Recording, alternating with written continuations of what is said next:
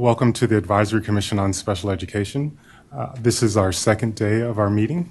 Today's date is June 15th, 2023. I will officially call this meeting to order and ask Director Calamise to complete the roll call. Commissioner Estes? Here. Commissioner Graff? Commissioner Hamilton? Present. Chair Tostin? Present. Commissioner Lopez? Commissioner Liu? Commissioner Michaud? Present. Commissioner Notch? Present. Commissioner Oyakawa? Here. Commissioner Ruiz? Here. Commissioner Snipes? Present. Commissioner Sorter? Here. Commissioner Topalian? Commissioner Wilkins? Here. I have a quorum. Thank you. Commissioner Snipes will lead us in the Pledge of Allegiance.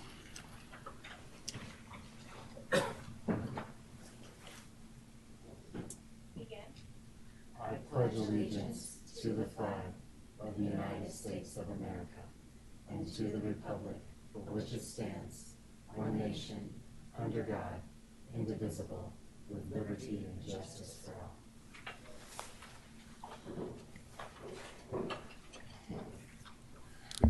all. Thank you, everyone. We'll keep our communications and announcements brief. Wanted to highlight that we appreciate everyone's patience and flexibility as we have managed our agenda this meeting, as we've had a number of external factors outside of our control that have impacted the meeting. And so just wanted to express our appreciation for everyone and recognize that when we get into agenda planning later on, that we as a commission will have an opportunity to talk about logistics for our upcoming meeting in terms of being efficient with our time as well as being sensitive to commissioners who need to travel. So I'm considering our start and end times for our subsequent meetings next year. With that, I will begin the review of the agenda for the day, and there have been a number of shifts in the last 30 minutes, so I will try and keep everyone up to speed or with me as we go down the track. And so our first items today, we will begin with our committee reports for the Leg and Policy Committee, as well as the Mental Health Committee, and then we will move into State Board Member, Commissioner, and State Special Schools report, followed by the presentation regarding the California Longitude Pupil Achievement Data System, the Special Education Redesign project. That will precede lunch. After lunch, we will have a presentation related to autism in California and the California Autism Professional Training and Information Network, or CAPTAIN. The CAPTAIN representatives will provide us an update on their work and share information that will be helpful to us as we consider our agenda for next year. Subsequent to the CAPTAIN presentation, we will hear from the Goal Committee. We will then move into ACSE agenda building, and conclude our meeting with general public comment. I anticipate that our meeting may end earlier than the scheduled times in the agenda, just based on the length of committee reports.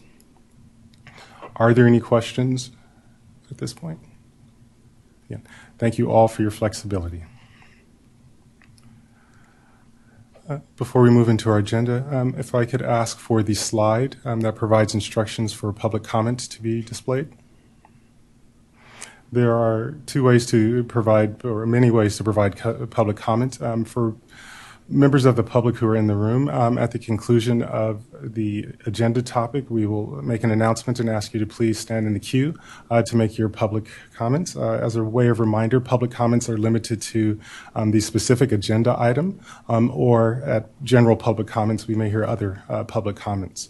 All public comments should be limited to 2 minutes. Our partners from CDE will give everyone an acknowledgement when you've reached your 2-minute limit. For members of the public who are participating via the internet or via phone, you can call in, and the number is displayed on the screen, and we ask that you please identify yourself and any organization that you may be representing, and please keep your comments to 2 minutes as well. Thank you. With that, we will move into. With that, we will move into our first agenda item on our revised agenda, the report out from the Legislation and Policy Committee. Commissioner Notch. Thank you, Chair Tostin. Good morning, Commissioners. I'm very excited about the evolution of our work on the Legend Policy Committee. As a quick review, so far we have been utilizing our equity rubric and the theory of action that we developed to really think through how to be aligned in our interactions with our liaisons, in the work that we're doing when we're here hearing presentations, and in thinking strategically about alignment of priorities. One of the things that became apparent to us in our work is that it's difficult, given the cadence and scheduling of our meetings, to directly influence legislation that's going through the cycle.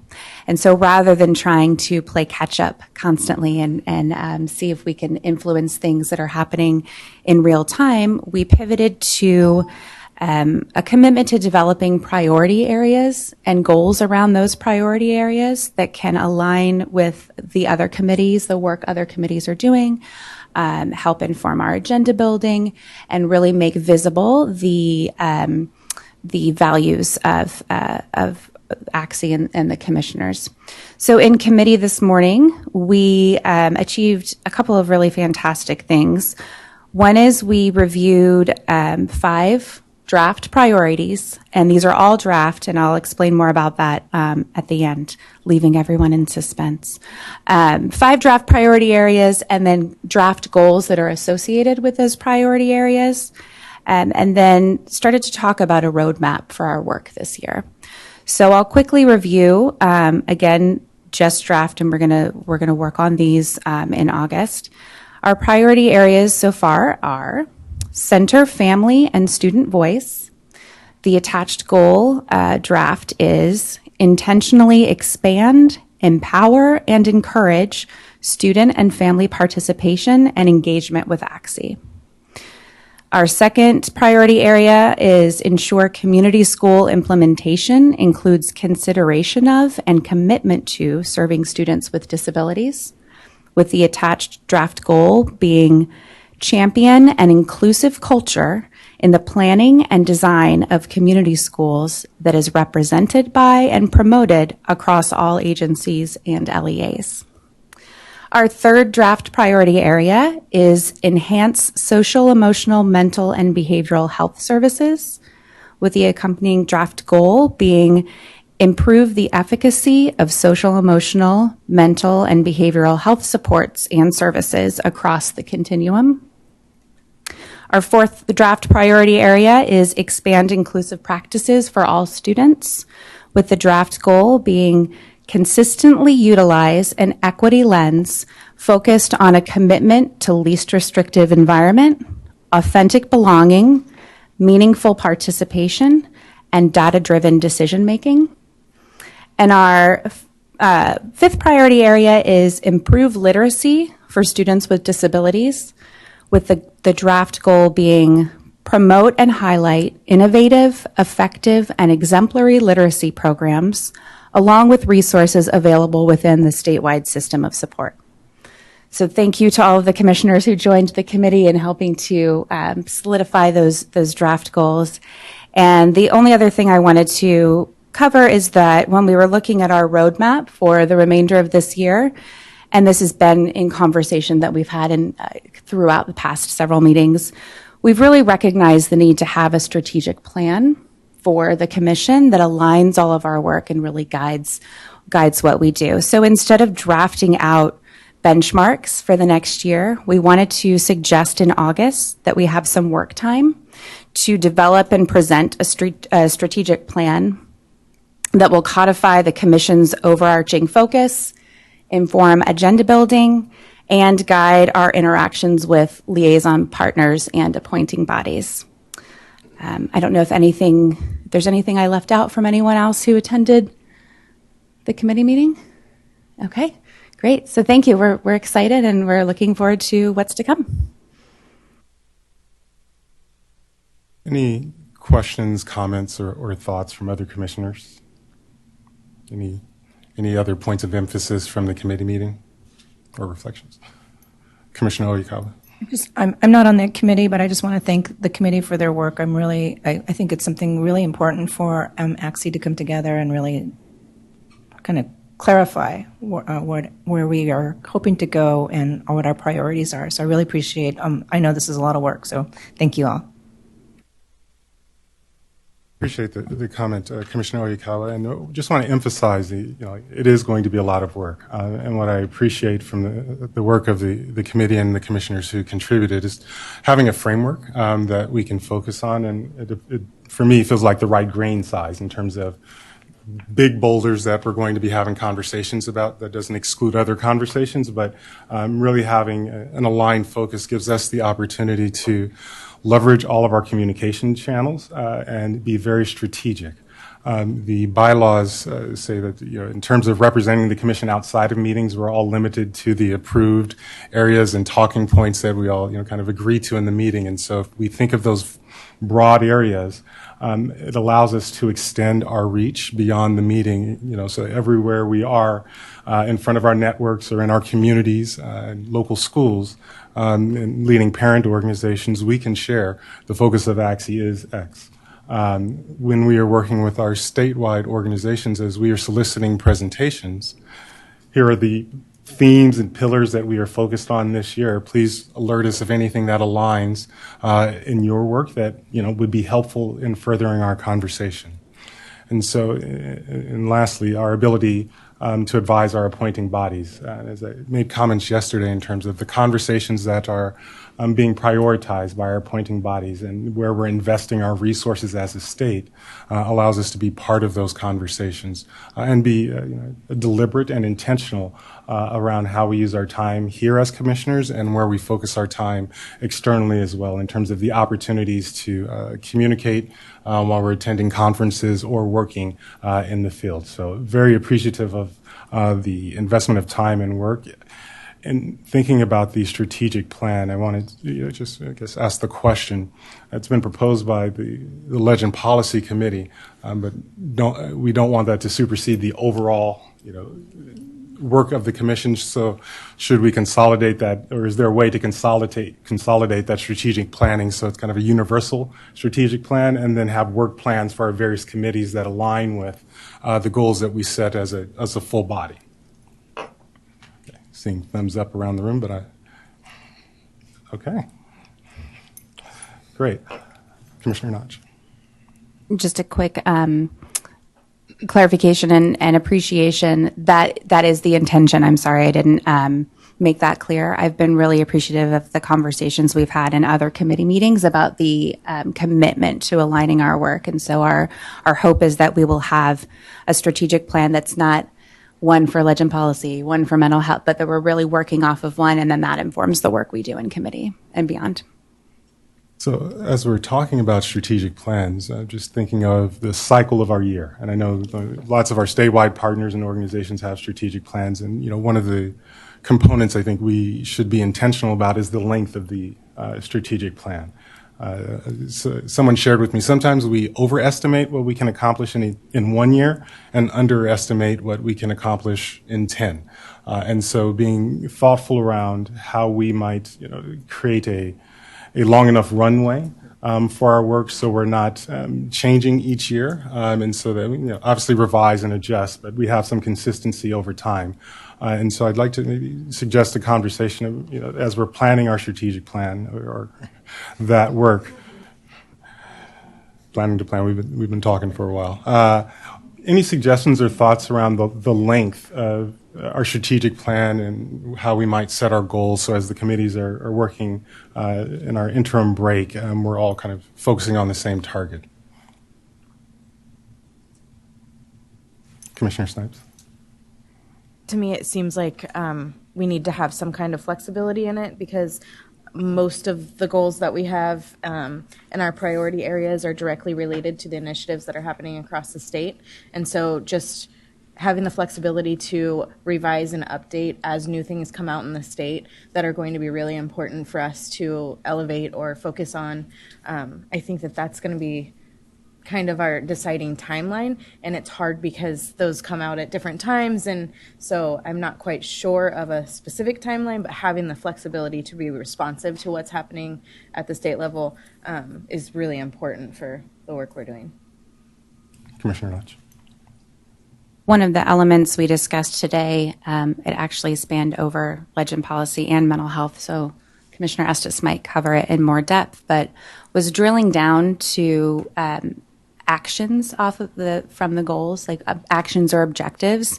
And the way that I'm conceptualizing it is that we have our priority areas and kind of our overarching goals. The actions allow us the flexibility to be responsive as other initiatives or priorities are raised, or as we see things throughout the year that we want to address. And so in the spirit of not having to redo this every single year, thinking through setting broad enough but still relevant priority areas and kind of overarching goals that can then be customized as needed for frequency through actions or objectives, however we want to structure that. Yeah. One suggestion I'll share is thinking of maybe want to maintain the flexibility, but considering maybe a 2-year cycle. Where we every 2 years have a in-depth strategic planning session at maybe our August meeting that looks at progress to date and then revises as necessary. Actually, in the middle of those 2 years, we'll have an opportunity to adjust and report on progress. But thinking maybe a 2-year cycle so that we can really ground our conversations and recognize the opportunities the needs that we will have to learn, so that we are not having one presentation on a topic and then moving on, and so that we create some consistency across the themes.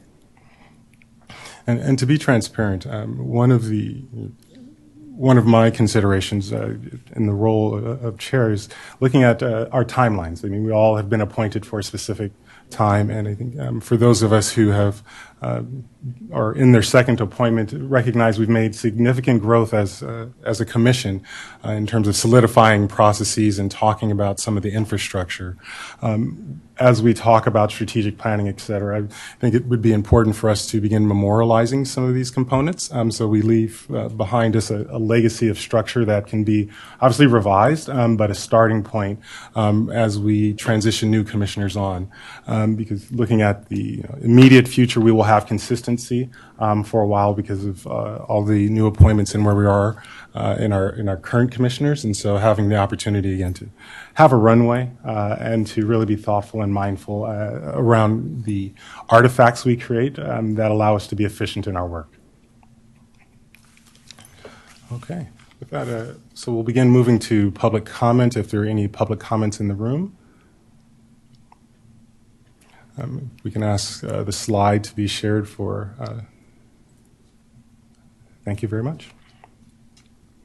And so, as we're waiting for folks to maybe dial in, please be mindful as we think of agenda building for August, the time we will need for strategic planning. I might be thoughtful around, okay, how much time of our August meeting do we want to devote to launch our school year? Some of the other launch our year. Some of the other components that and business items that we'll have to take care of in August are our liaison appointments, as well as establishing our committees. And so it's a great time for us to be strategic planning and to set our course for the year. Are there any online public comments? There are no online callers at this time. Well, I want to thank the leadership of the Legend Policy Committee and look forward to our future conversations and acknowledge the transition of the co-chair for the Legend Policy Committee. Typically it is the vice chair and another commissioner, and so Commissioner Groff will be co-chairing with Commissioner Notch, assuming that she's willing to continue on in that role. And so we'll be asking them to continue to develop the strategic planning for us over the summer. And as you're planning, if there are any entities, much like SIP or SIL, who we believe might be helpful in facilitating the conversation or supporting us, please consider that as well. Thank you. All right, our next item on the the newest version of the agenda, is the Mental Health Committee report out. So Commissioner Estes. Thank you. So just following the Legend Policy meeting, we had the Mental Health Committee meeting, and we're, as we said, looking to align the Global Commission Strategic Plan with the Mental Health Committee's work. And there is already a lot of alignment there in what we discussed. But the Mental Health Committee thus far has been prioritizing increased inclusionary practices and least restrictive environment for students with disabilities with mental health needs in the state of California. And we've had a number of focused goals in that work this year. One was to ensure that the community schools work that's happening includes a focus on increase of inclusionary practices and least restrictive environment for students with disabilities with mental health needs. And I know that we had a presentation regarding community schools and asked that there be consideration in either grant applications or prospective work by the state to ensure that we are including students with disabilities in our processes with the development of community schools, and also in maybe like the grant processes or the applications or whatnot. And so we had been seeking some information on how that's going and if they've been included in processes or how those conversations are evolving at the state level. But we were happy to see that, certainly that conversation has started, and I think that that's going to be a focus of the commission overall, and certainly of the Mental Health Committee as well, moving into the coming months and year. Another focus has been on the reduction of out-of-home placement and non-public school placement for students with disabilities with mental health needs in the state of California, many of whom are children with social emotional behavioral health challenges. And I was happy to hear yesterday that the NPS-NPA study will be looking at that and reduction of out-of-home placement and RTC placement. And also we were very happy to hear that the Department of Social Services is going to become a part of that analysis. And so I'm really excited to see that work moving forward. And one of the strategies that we were talking about is identification of programs in California that are really working in an interagency capacity to reduce out-of-home placement for students with disabilities with emotional needs. And having some of those presentations come here, as well as incorporating those into the special ed publications. So if anyone has ideas, that is something that we will be working on. Another focus has been on expanding Tier 1 programming for students with disabilities with mental health needs as a prevention body of work, and of course, creating a more belonging campus for all of the students. And so we have been talking about the Children and Youth Behavioral Health Initiative in California, which is a corollary body of work to the community schools work in California, and how the CYBHI is being, whether or not there is a focus on students with disabilities in the implementation of the CYBHI in California. And that CYBHI has 14 work streams. So two I can just point out. One is peer support. So we have been having a conversation about, is the peer-to-peer work including students with disabilities and peer-to-peer work across students with disabilities. That's one focus for us, is to find out whether that's happening and like who's modeling that. And then another is in the expansion of Medi-Cal billing and managed care organization billing. How is that impacting students with disabilities? What is the crossover there for students with disabilities that also have entitlements under the IDEA? So those are going to be areas of focus that we hope to build presentations on, gather information about, so that we can ensure that both, the CYBHI and community schools have a focus on students with disabilities and how those bodies of work are impacting inclusionary practices and LRE for students with disabilities, particularly those with mental health needs. But I think we're going to be aligning this work across the commission.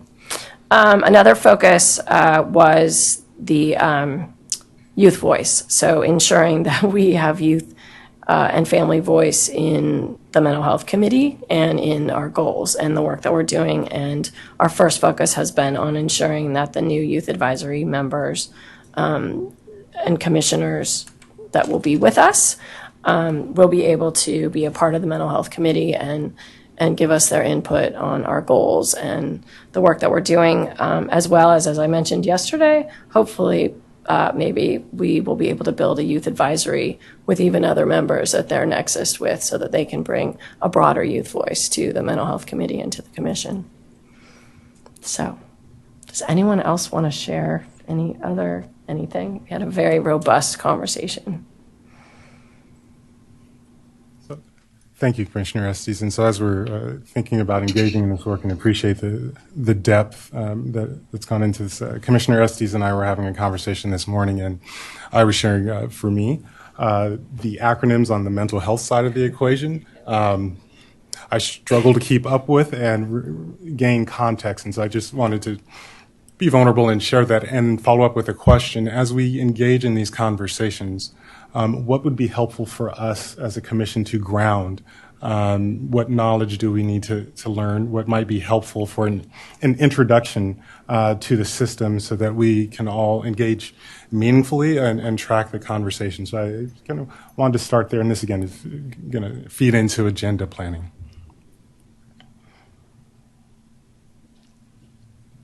Commissioner Ayakawa. If I'm understanding you correctly, are you asking what do we need for us to learn a little bit, not specific to mental health, but just generally as an ACSE, or? I was speaking specifically to mental health. So if there are places that we might begin to share where I could benefit for learning about, okay, what are the structures on the mental health side, the agencies, the priorities, initiatives, et cetera, that would be helpful for me. And so are there other areas that might be beneficial for us to ground in so we can support the work and engage in conversations? I think I would like exactly what you just said. I think I'd love to learn more before we have discussions and before we have presentations as much as possible to have more background, even just the basic acronyms. Like I need somebody to have like something running across the board every time someone speaks. And actually, if I can suggest even broader than mental health, whether it's for specific areas that we are going to cover in an upcoming meeting, it would be helpful as far as training. Maybe this is a training committee question, but just, I know I've seen when we had like the legislation, how is a bill passed, how, that type of tree, even something simple about how is the Board of Education set up? How are things, who is accountable to who? How does an LEA, what is a county office of ed versus a SELPA versus, and those are things I've had kind of tried to study on my own because it's not my profession like many of yours. It might be second nature, but that would be helpful for me in a bigger picture. Thank you. Other thoughts, questions, or clarifications? I have a suggestion, just in sort of hearing the sort of upcoming focus, maybe for consideration for discussion in terms of just agenda building is the California Alliance for Child and Family Services is also willing to present their sort of field guide for creating integrated school-based systems of care. And so I think they're willing to come before the commission to really talk about the field guide, which was developed in April of last year, and would love to dialogue just around sort of those sort of systems, everything from programmatic to funding to everything else. So just might want to consider that as well. And I can actually disseminate the field guide to you all, so you just kind of have a preview of what they're sort of addressing. Thanks for mentioning that. So yes, I know the field guide, and was a part of its development. So it does include a lot, now that you're saying that it does include a lot of the initiatives that are happening in the state across the agencies in California.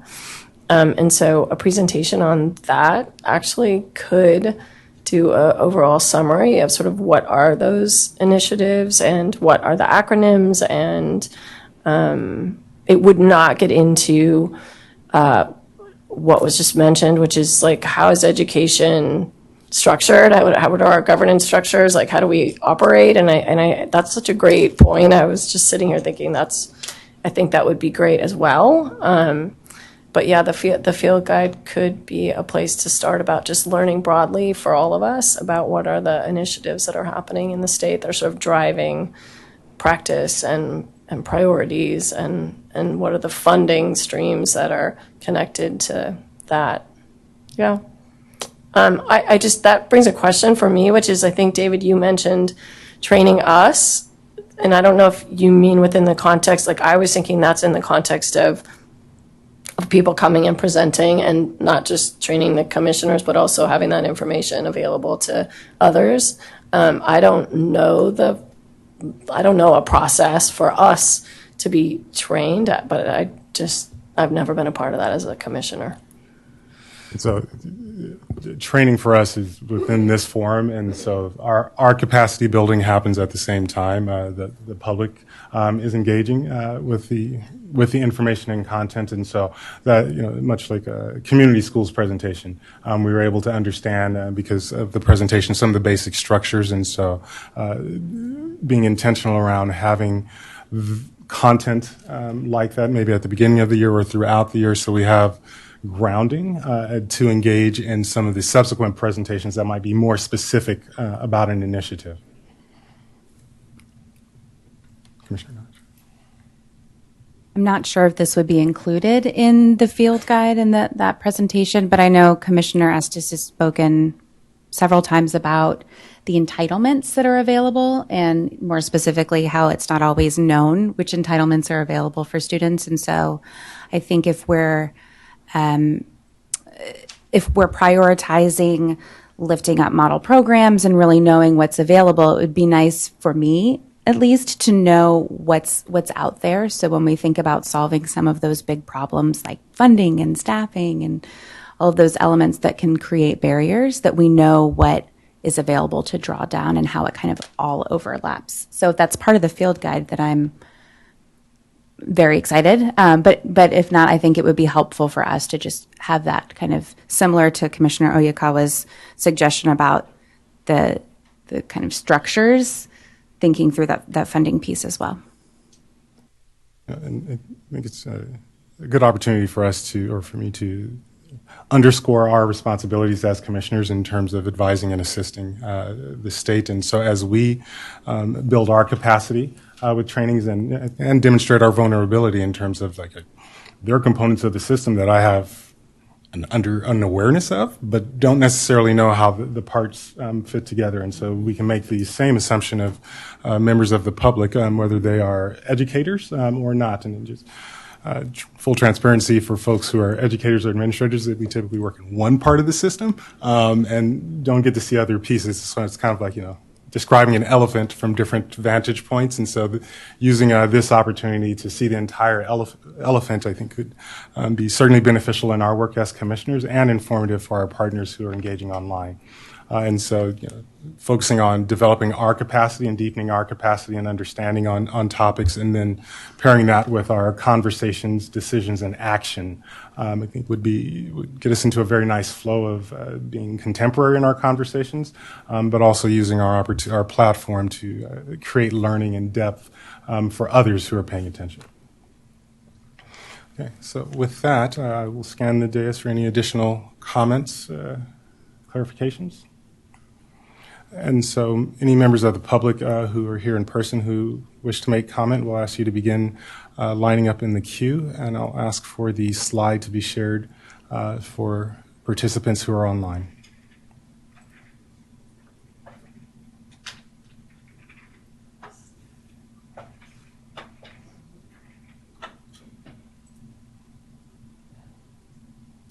Okay. There appear to be no public comments from the room. Are there any public comments from online?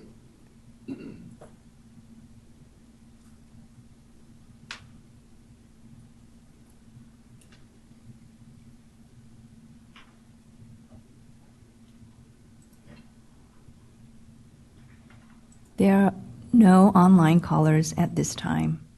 Thank you. So we will close this item.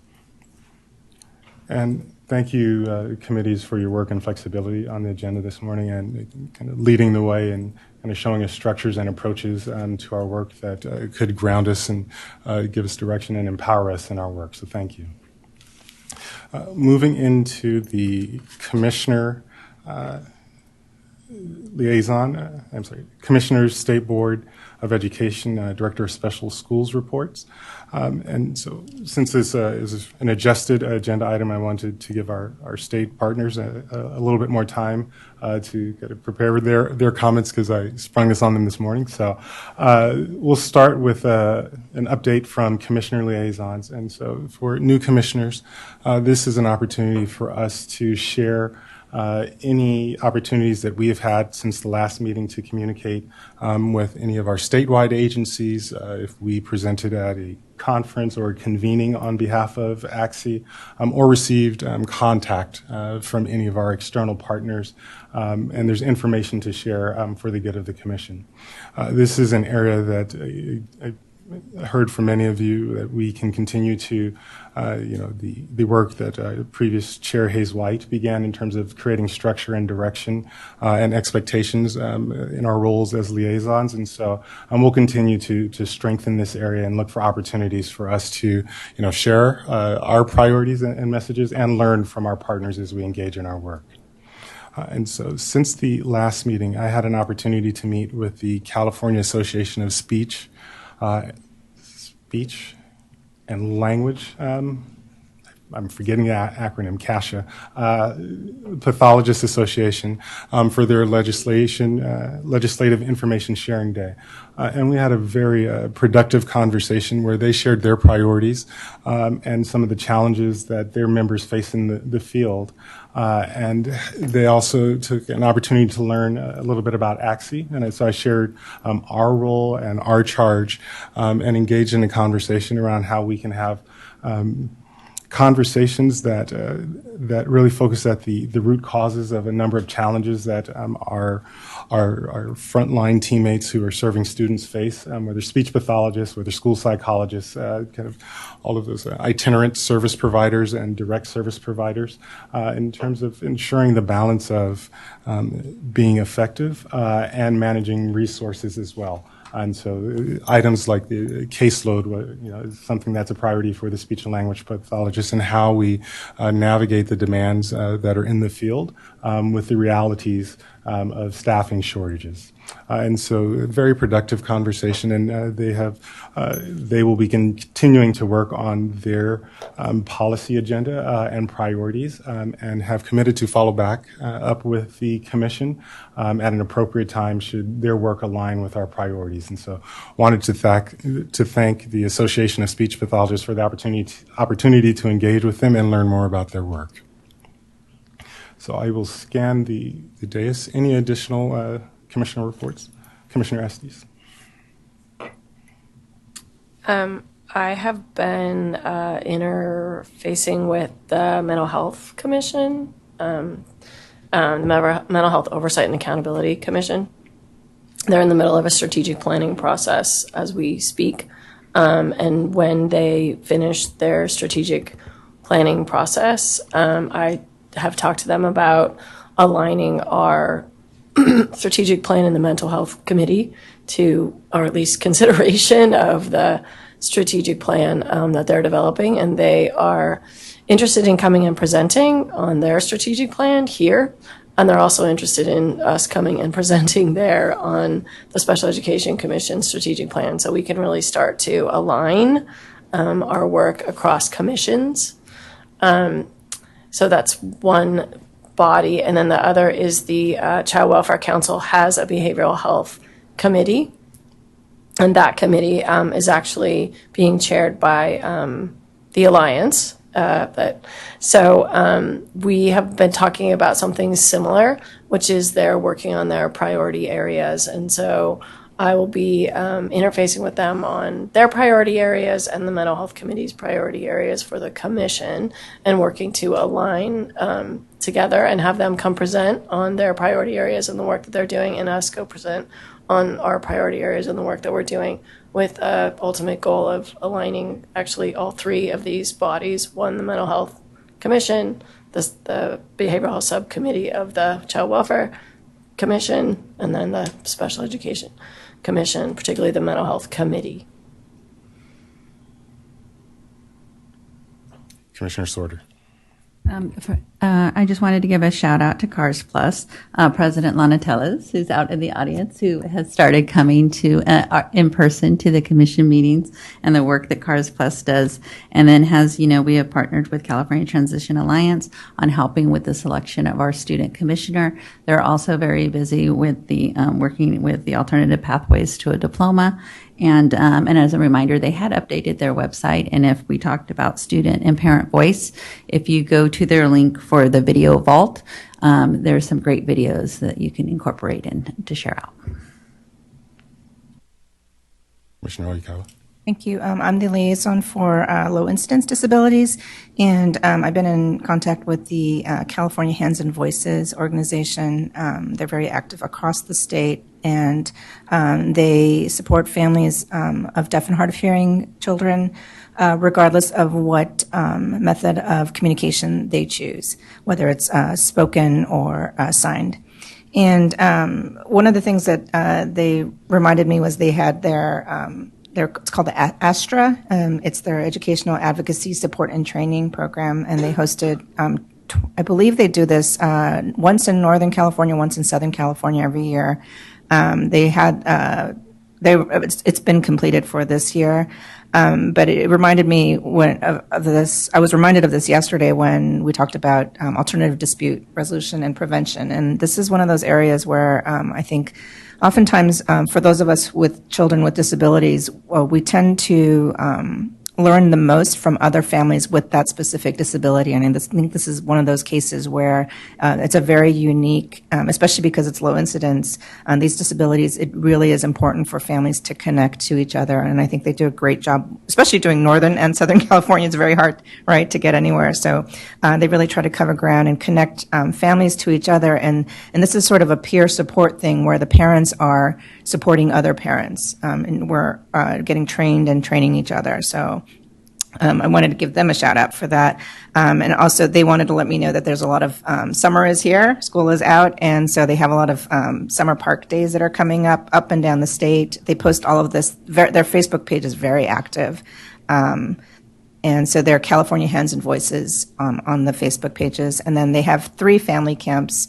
They just had their Southern California camp over Memorial Day. They're doing the Inland Valley and deaf and hard of hearing and microtia and atresia family camp. That actually is going to be Labor Day weekend. And then they're going to have the Northern California family camp, which I'm hoping to attend, which will be in the fall. They said October, November, and then they'll be, again, posting that information soon. The camp information I know is not just on their Facebook page, but also on their main website, which is California, I think it's cahandsandvoices.org. But again, you can find everything on their Facebook page. Also, they have a new president, Rosabelle Agbayani has,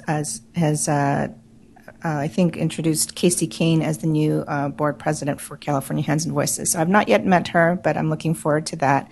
And then I also wanted to note one area that's a big issue for so many of the families that whose children use hearing aids. And that would be my family. We both sign and use aids. I mentioned before that there's been legislation to try to get hearing aids covered for children, which when I first learned that it wasn't is just stunning. It's just this is my personal take, and I'm going to make sure that everyone knows this is my personal view. But because access to language, whether it's spoken or signed, needs to happen early on. And if you are a family that is using spoken language and your child cannot hear you, they are missing on all that development during that time. And so there's legislation had passed previously to get coverage, and so we're grateful for that. But I know that the group called Let California Kids Hear they have SB 635 now in the works, and I believe the status is that they are going now up for a vote, I think, in July. There's an assembly hearing in July, on July 11th, and so they wanted me to please get the word out to families who are interested in speaking out in support of that. So I wanted to share that with you. This is a personal. This is something that's important to our family. We know firsthand how important having access to sound for my daughter was. We gave her both, signing, visual language, as well as hearing where she can. And there are so many families whose kids cannot, they can't afford it. And so if ACSE is a commission, this is one of those things I had asked earlier, like when do we take a position on something? When are we allowed to, if the group agrees, do we support legislation? And so that's an area that I would like to ask if this is something that the group as a body would consider supporting at some point, what that process would be. So that's my thing for today. So that's my report. Thank you. Can I ask you to please repeat the bill number? It's SB 635. Thank you. And Commissioner Oyakawa raises a very great question in terms of when matters arise that are important, but we may not have the space to get up to speed on the bill before the hearing or the opportunity to weigh in. What I would envision for us in the future is being able to identify, okay, here's how this fits into our priorities in terms of access and creating inclusive environments, and we believe it's a worthy conversation for us to advise on, and then decide, okay, is it advisement through special edge, or are we writing a formal letter, and making those decisions in concert with our meetings as much as possible. When other items come up, we do have the discretion to choose to submit a letter. And so, Commissioner Oyakawa, if it's okay with you, I'll touch base with you during one of the breaks and get some more information, and perhaps we can discuss it at the close of the meeting or during agenda building in terms of how we want to be responsive to the item that Commissioner Oyakawa raised. Thank you very much. I have an update from SECO, which is Special Education Administrators of County Offices. I'm excited to share that the alignment piece that we've been talking about, we're seeing from SECO as well. There's a lot of shared priorities. They're following very closely SIM and alt pathways, community schools. And so there's a tremendous amount of overlap, and I know there's a strong appreciation for the ACSE meetings, as demonstrated by our liaison, Kara Shikoski, attending every single one. Just that dedication and partnership is very much appreciated. And on the topic of partnership, just mentioning, again, underscoring what Kara said yesterday, Director Calamise, that just the appreciation for your involvement and participation and just access and partnership has been very helpful, as well as the SELPA Administrators Association. We've had a strengthened partnership with SELPA as well, and that's been very exciting and very much appreciated. SECO's going into a planning session in July, so the July meeting is all centered around looking at our priorities for the year that help with agenda building, and so I'm thrilled to enter into that time in July, and just thinking through the piece of how can we collectively with our partners strengthen the voice and amplify issues that really need and deserve attention. So I think that covers the SECO update. So before we transition into special schools and our report from the State Board, I wanted to just add two more share-outs. One, in my professional capacities, I work for the California Collaborative for Educational Excellence. I want to be clear, not representing that organization while I'm here. But in the course of my duties, I participate with the statewide system of support. And then in June, there was an all leads meeting where all of the leaders of different initiatives within the program, with the system of support, convened to share information. And so I would highlight the great work that's happening in the system of support. Collectively, and certainly some of the individual initiatives that we've had presentations here. And the entire system has been focusing on how to develop shared capacity of the leads as well as the participants, and making sure that there is a partnership in developing capacity, so everyone is learning the leads as well as those who they are serving. And so I wanted to highlight the great work that's happening in the statewide system of support and suggest a potential presentation from CCEE related to their role with the system of support in partnership with the other statewide agencies to provide an update and share information as new initiatives will be coming online next year. And so maybe a top-down view or a different perspective that might be beneficial for us.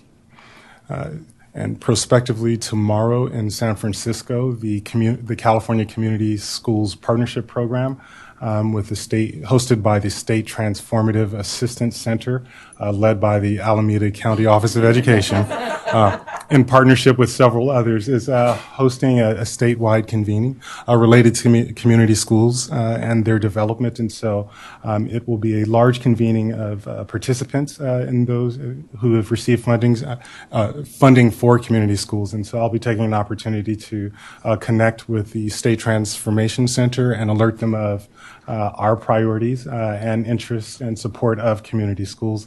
And so we'll have a report out at our next meeting. With that, we will move to the State Special Schools Report. Hi, my name is Gina Willett, and I'm the superintendent at the California School for the Blind. Nancy couldn't be here today, and she asked me to step in, so I'm here to provide an update about CSB.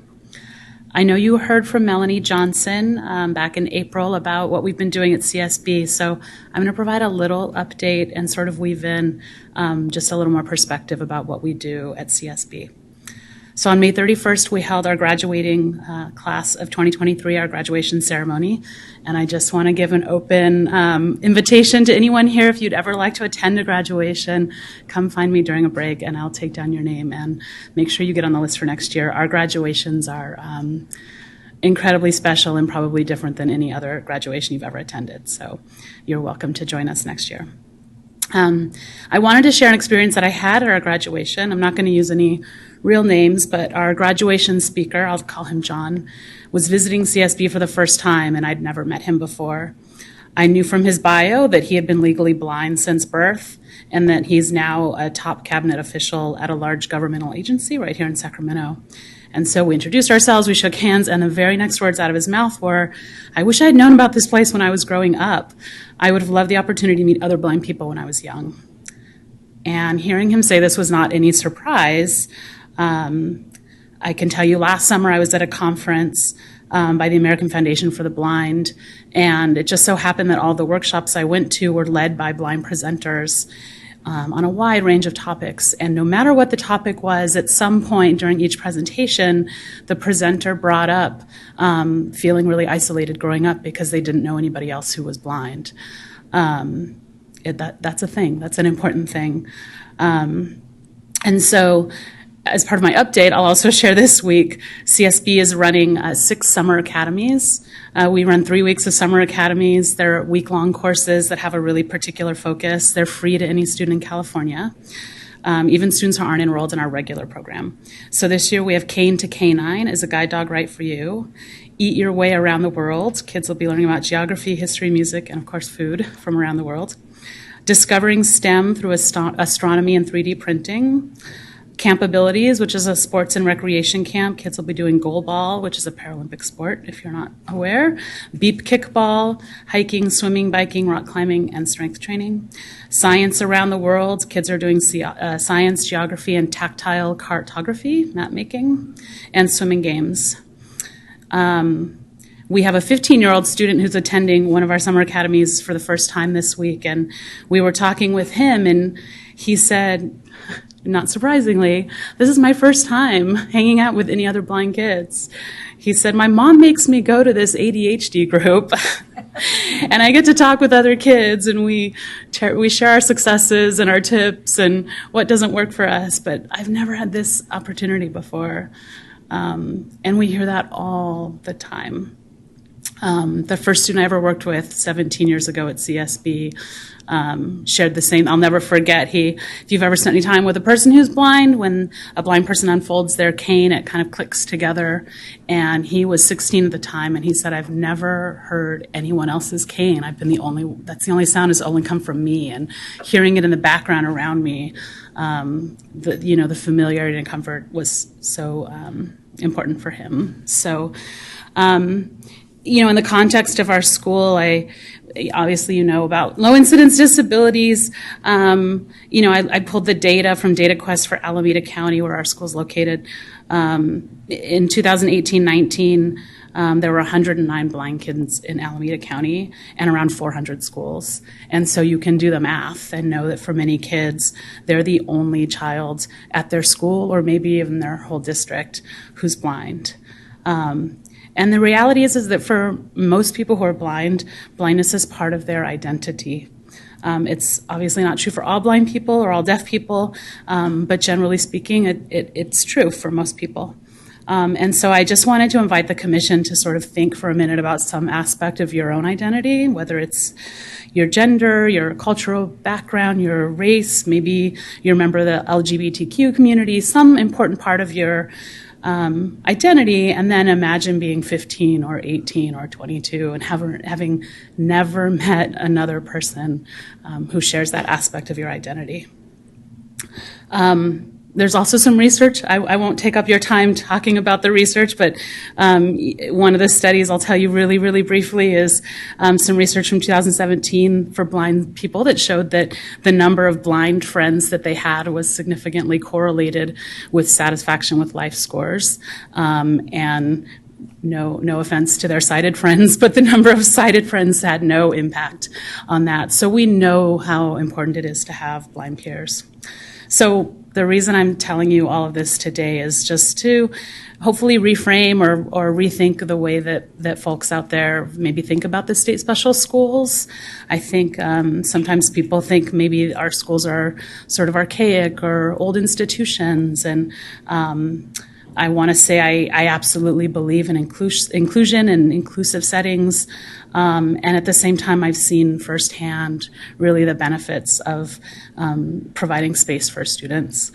I have twins that are heading off to high school in the fall, and we were looking at all the clubs, and there's a list this long of the LGBTQ club and the Black Student Union and the AAPI club, so many places where students can have affinity space where they can feel safe and familiar and share their experiences, and there was no blind club. Because for most kids, that would be a club of one. And so, like I said, I just wanted to touch on the fact that we provide a place where students can really be in community with their peers. So it's not just about academics or life skills or blindness skills. It's a place where kids can be in community. They can have peers. They can have mentors. And they can get past sort of the negative things that they hear, whether it's just from the media or the community at large who doesn't really understand blindness. And kids can see that there's so many more successes out there awaiting them. So that is my update for CSB.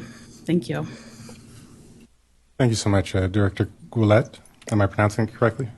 Willett. Thank you so much for your presentation. And it really dovetails with a conversation we had yesterday that Director Holbrook shared with us in terms of as we were talking about community and the importance of community and understanding the need for diverse communities, and kind of challenging our definition as we were talking about community schools, but also tying into the social emotional well-being and the impacts that isolation create for our students related to mental health. And so I really appreciate you highlighting these conversations and issues as they align with the priorities that we are setting up. And so I wanted to make sure that we are all seeing the expansiveness of our priorities and how we have conversations that are very specific, even though we're we're talking about maybe some of our lower incidence disabilities, but still have significant impact on the educational system as well as the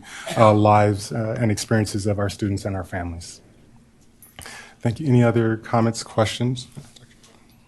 I can't be quiet today. Thank you so much. I don't think since I've been on the commission, I've heard someone speak specifically to the experience of our blind and visually impaired students. So I think that was really helpful for all of us here. And and as much as I like to think of myself as being familiar already, it was really brought an awareness that, I always thought of the deaf and hard of hearing community, and we talk about least restrictive environment and how for students who are deaf and hard of hearing might not always be mainstream classroom because of the isolation that you spoke of and that you spoke of. And so I think as Chair Tossin said also, I think this is the mental health aspect. For the deaf and hard of hearing kids, it's also just basic communication, right? But also for those students, especially low incidence, because it's low incidence, it's very hard to find someone else like you, and it's such a unique and huge part of their daily lives that I'm glad we were able to highlight that today and that you shared that information with us and those experiences. And then I just had a quick question. What are the ages for the camps or the summer academies that you have? What are the grades or ages that those are for? So it really varies depending on the topic, generally around third grade up through age 22. So it depends on the topic. And could they find that information on the School for the Blind's website? Yep, right on our homepage. There's a link. Thank you. Thank you so much. We'll transition to our report from State Board Member Yoshimizu Tauri. Good morning, everybody. I had 4 highlights that I wanted to share from the May State Board meeting. The first one is that CDE the SB approved Cohort 2 implementation grant awards for the Community School Partnership Program. And if you recall, there were 3 types of grants in the program. One were planning grants, others are implementation grants, and then in the future, there's something called extension grants. So this was Cohort 2 of the implementation grant. So 128 LEAs, local education agencies, received implementation grants, which included charter schools, county offices of education, and 48 school districts. The second update is that we also approved the threshold score for the summative alternative LPAC. LPAC stands for English Language Proficiency Assessments for California, and that is one of California's current reclassification criteria for students to be able to reclassify and exit the English Learner Program. So the State Board approved the LPAC threshold score of overall performance level 3. Fluent English proficient to satisfy the English language proficiency reclassification criterion, beginning with the 2022-23 summative alternative LPAC administration for English learners with the most significant cognitive disabilities. And this test is administered to students in kindergarten through 12th grade. So that's important, an important update. And third, because many of our students with disabilities attend charter schools, I just wanted to let you know that the recent legislation has made significant changes to charter school approval and renewal processes. And in some circumstances, charter school authorizers are required to consider verified data for charter school renewals. So the State Board of Education previously identified assessments that could be used as verified data and approved data use procedures. And in May, the state board identified new verified data assessments and updated the data use procedures related to participation rates in schools, the student group size, and the testing methodologies that are mutually agreed upon by the chartering authority and the charter school. So that new list of assessments and those new data procedures were approved. And then finally, number 4, the State Board of Education received an update but took no action on the status of the California State Plan for Career Technical Education, which is intended to improve equity and access to rich learning and work experience opportunities for students across the state. So that was an informational item. And that concludes my update on the May board meeting, but I did want to make a quick note that soon, the state board, we hope to have an updated timeline on the revised mathematics framework that is to come before the state board at some point. And it's careful and important work. So we're glad that the work's been being thoughtfully considered. So I just wanted to make a note of that. And then on a personal note, I just wanted to thank Director Calamise for your strong advocacy for all students and your deep knowledge and your support with all of our endeavors. And we wish you the best. Thank you. Thank you so much for the update, and we appreciate the connection to our work and highlighting how community schools is continuing to move forward, and there's even another round with the extension component for us to be mindful of and track on, as well as the updates to our assessment systems. And we look forward to continuing the conversation and finding ways to support the conversations and decisions that are taking place at the State Board. Thank you. Commissioner Michel. Thank you for the report. If we're looking for specifics, particularly around verified data for charter renewals and the list of community schools, is that in board minutes? Is that on the website? Where could we find that? The general items are on the website where you could see the specific item, the documentation, the attachments that have the list when relevant, the attachments on the State Board of Education website. And then the minutes are usually more general. So I would go to the specific item that we would see posted 10 days before the State Board meeting. Thank you. Any additional questions or comments? Okay, so at this point, I would ask any members of the public who are attending in person who would like to make comments to begin lining up, and if we could share the slide for our online participants.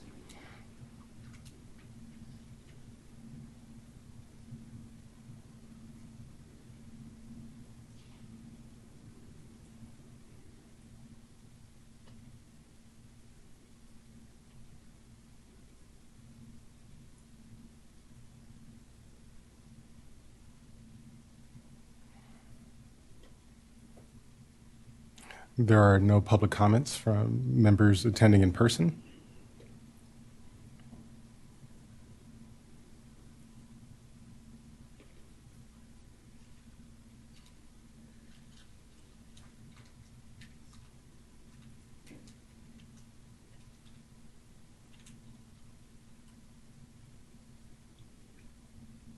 And there are no online callers at this time.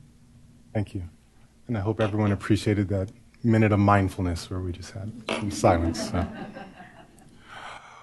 With that, we will move into our next item, an update on the California Longitudinal Pupil Achievement Data System. Let me just scan. It appears our presenter is here.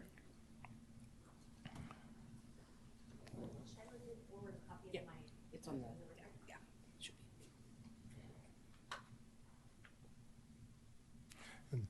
So, Brandy, welcome. I am just going to avoid butchering your last name and hear it once from you. Sure. So, my name is Brandy Haverty. I've worked for the California Department of Education now for almost 28 years. Most of my time here at the department has been working in the Education Data Management Division. I worked as a subject matter expert on CALPADS for the last 15 years, and beginning in January, Heather and Shiloh coaxed me to come over to the Special Education Division. So thank you very much for the opportunity to speak about our redesign. So I wanted to give you one caveat is I have been immersed in the world of data for the last 10 years, so I tend to speak in technical jargon. So if any of you don't understand what I'm saying, please feel free to ask for clarification throughout the duration of my presentation. Okay, so back in 2019-20, we transitioned CASEMIS, which was the legacy system of collecting special education data, into the California Longitudinal Pupil Achievement Data System. And at that time, LEAs had been accustomed to submitting data to CDE twice a year. The child counts on December 1st, and then once at the end of the year. And they were sending one record for one student twice a year. When we moved the data into CALPADS, we moved to more of a transactional system. And what that means is when events occur for students within local educational agencies, they are initially evaluated, they have annual plan reviews or the triennial eligibility reevaluations. Those events trigger transactions, and every time something like that occurs, they can send data up to CALPADS. And we developed at the time what we thought was a really good model for collecting these data. Over the course of the last 3 years that we've been collecting data in CALPADS, what we figured out is it does not work for local submission in terms of how they do their day-to-day business in these IEP systems. So we made a decision last year to implement some changes that would hopefully facilitate making data submission easier, and most importantly, making it valid and reliable, easy to validate for errors, and LEAs can review reports and be very confident in the integrity of the data. So currently, they submit 2 files up to CALPADS. One is the special education file, the other one is a services file. The problem with the current special education, or what we call the SPED file, is that it combines lots of information intended to meet different federal reporting requirements. So the first thing is when and what period of time is a student eligible and participating in special education? Second, did an LEA hold their statutorily required meetings for these students? And third, it captures some federally required components and state required components for monitoring the least restrictive environment or plan information. There are additionally multiple dates within this record, this SPED record, that make it really hard for a data system to figure out which is the correct record to pull into a report so that an LEA can validate it. Okay, so that's one of the other reasons we're changing. And then finally, it is really difficult from a reporting standpoint when our dashboard folks, our accountability folks, are trying to determine which students on a specific date are students with disabilities. It is really difficult to do that with the current architecture. All right, so what are the changes? What changes are we making? I told you about the 2 files that they currently submit. The SPED file is actually being split out into 3 different new files that will be used for those distinct purposes that I just talked about. Okay, the SWDS, or Students with Disabilities Status File, is going to be used solely to determine the transactional nature of a student's ins and outs in special education. So are they eligible?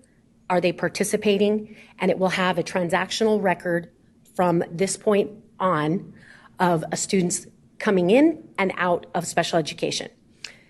The meetings file is going to be used solely for monitoring purposes. Did that LEA hold their statutorily required meeting? And we're going to capture that on a regular basis. Again, the data are transactional. The plan file is intended to capture which plan a student is on, an IEP, an ISP, an IFSP, and more importantly, it's going to capture distinct dates that plan starts and ends. The services file will continue to be collected, and it remains pretty much status quo. The only thing that's changing is the acronym used for LEAs to submit the file, and those are the services associated with the student's plan. So when is this happening? We are planning implementation during the CALPADS annual year rollover, which happens the first couple of weeks of September. We don't have an exact date yet. And the reason it is happening so late is because LEAs right now are going through their end-of-year submissions. The amendment window for CALPADS runs through August 25th this year, so we have to wait until after end-of-year submissions are over.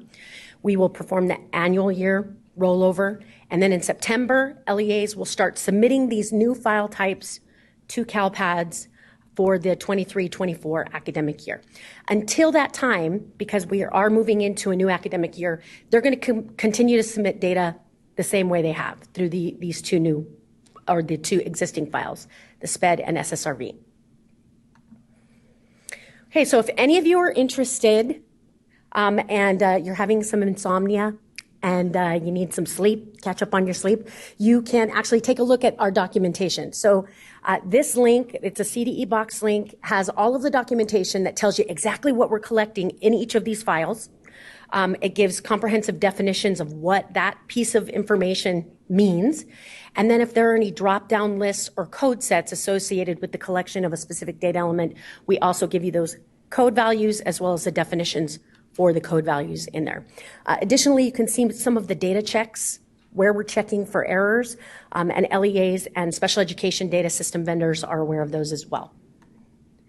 So the benefits of these changes, primarily, it is having a separate and distinct students with disability status file is going to make it really easy for both CALPADS, the data system, any internal stakeholders, such as our accountability office or our assessments office, as well as any ad hoc reports done for advocacy groups.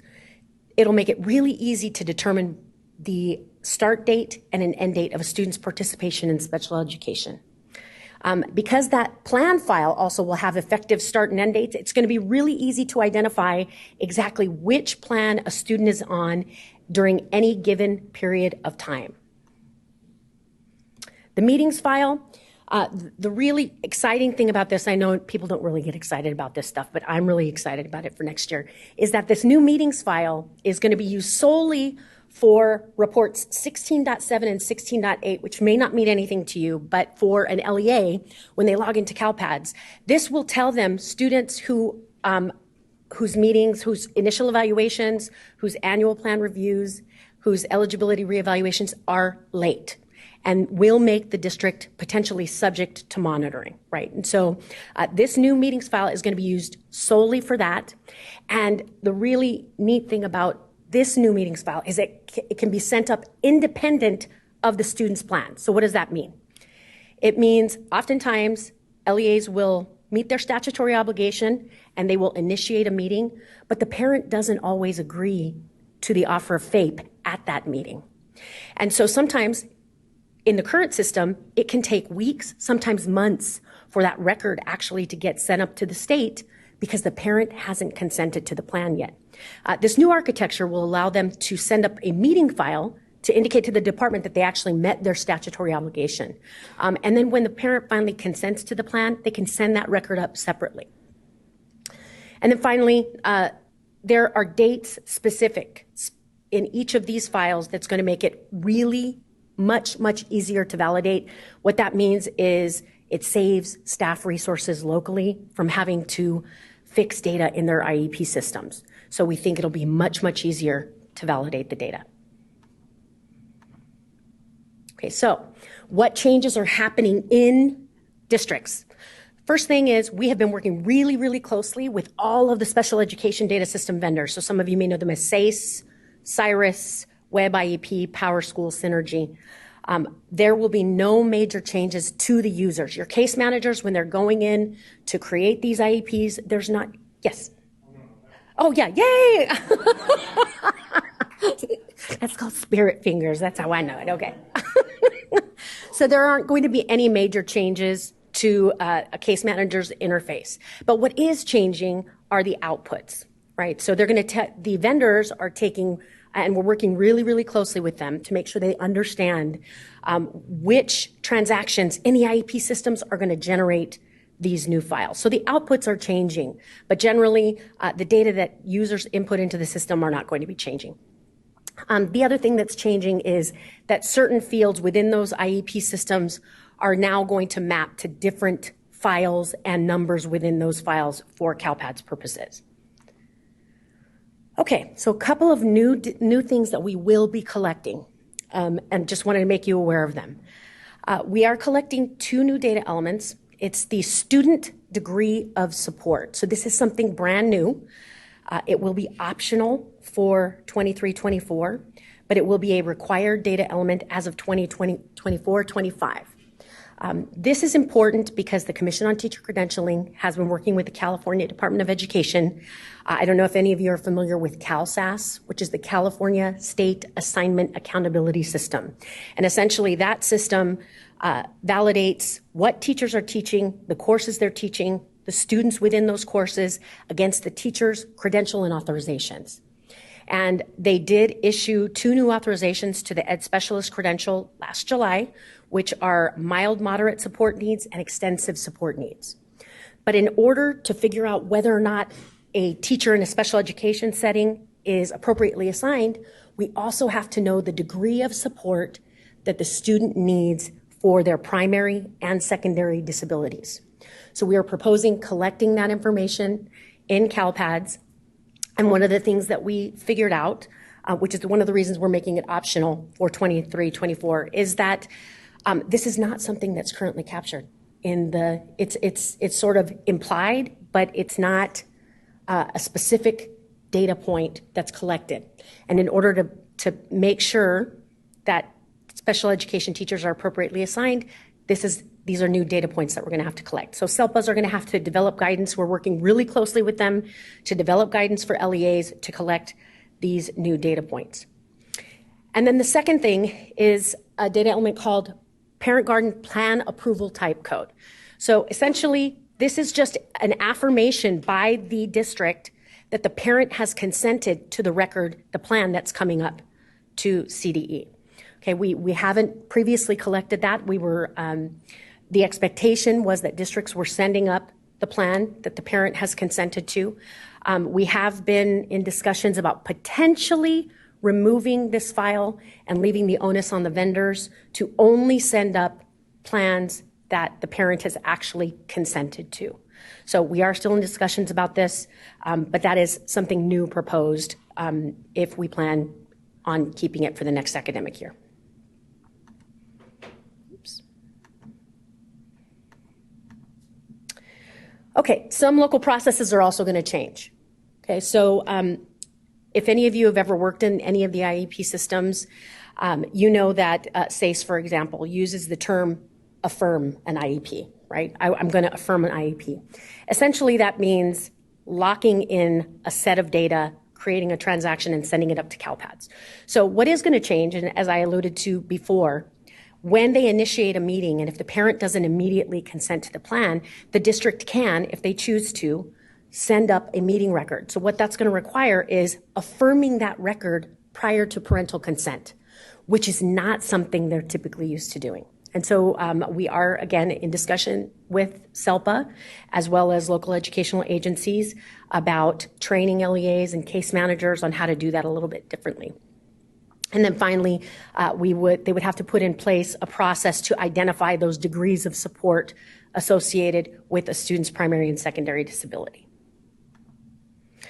Okay, so what events will trigger a students with disabilities status record?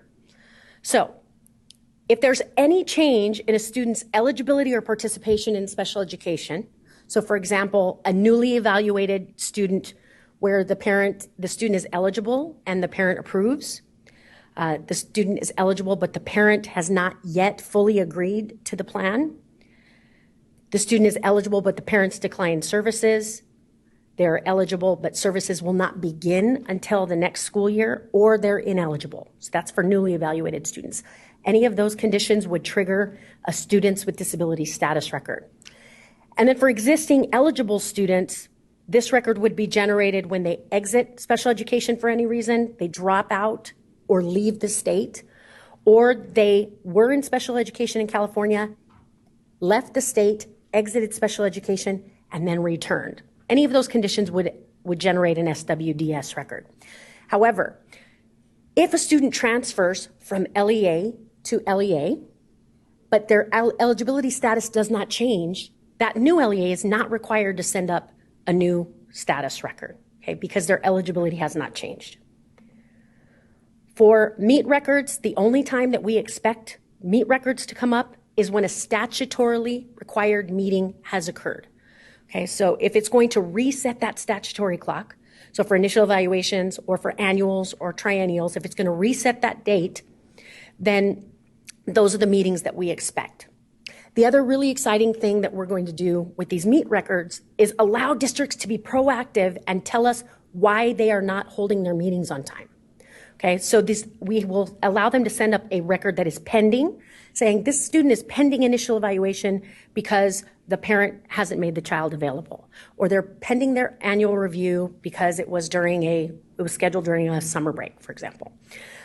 So it will allow districts to be proactive, and the monitoring reports that are used by our focus monitoring and technical assistance teams will already reflect why those meetings are being delayed, rather than the FMTA teams having to follow up with LEAs and call them.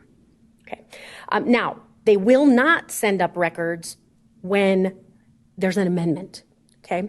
Amendments are going to be captured in our plan file. So anytime there's an amendment, they would not be required to send up a meeting record.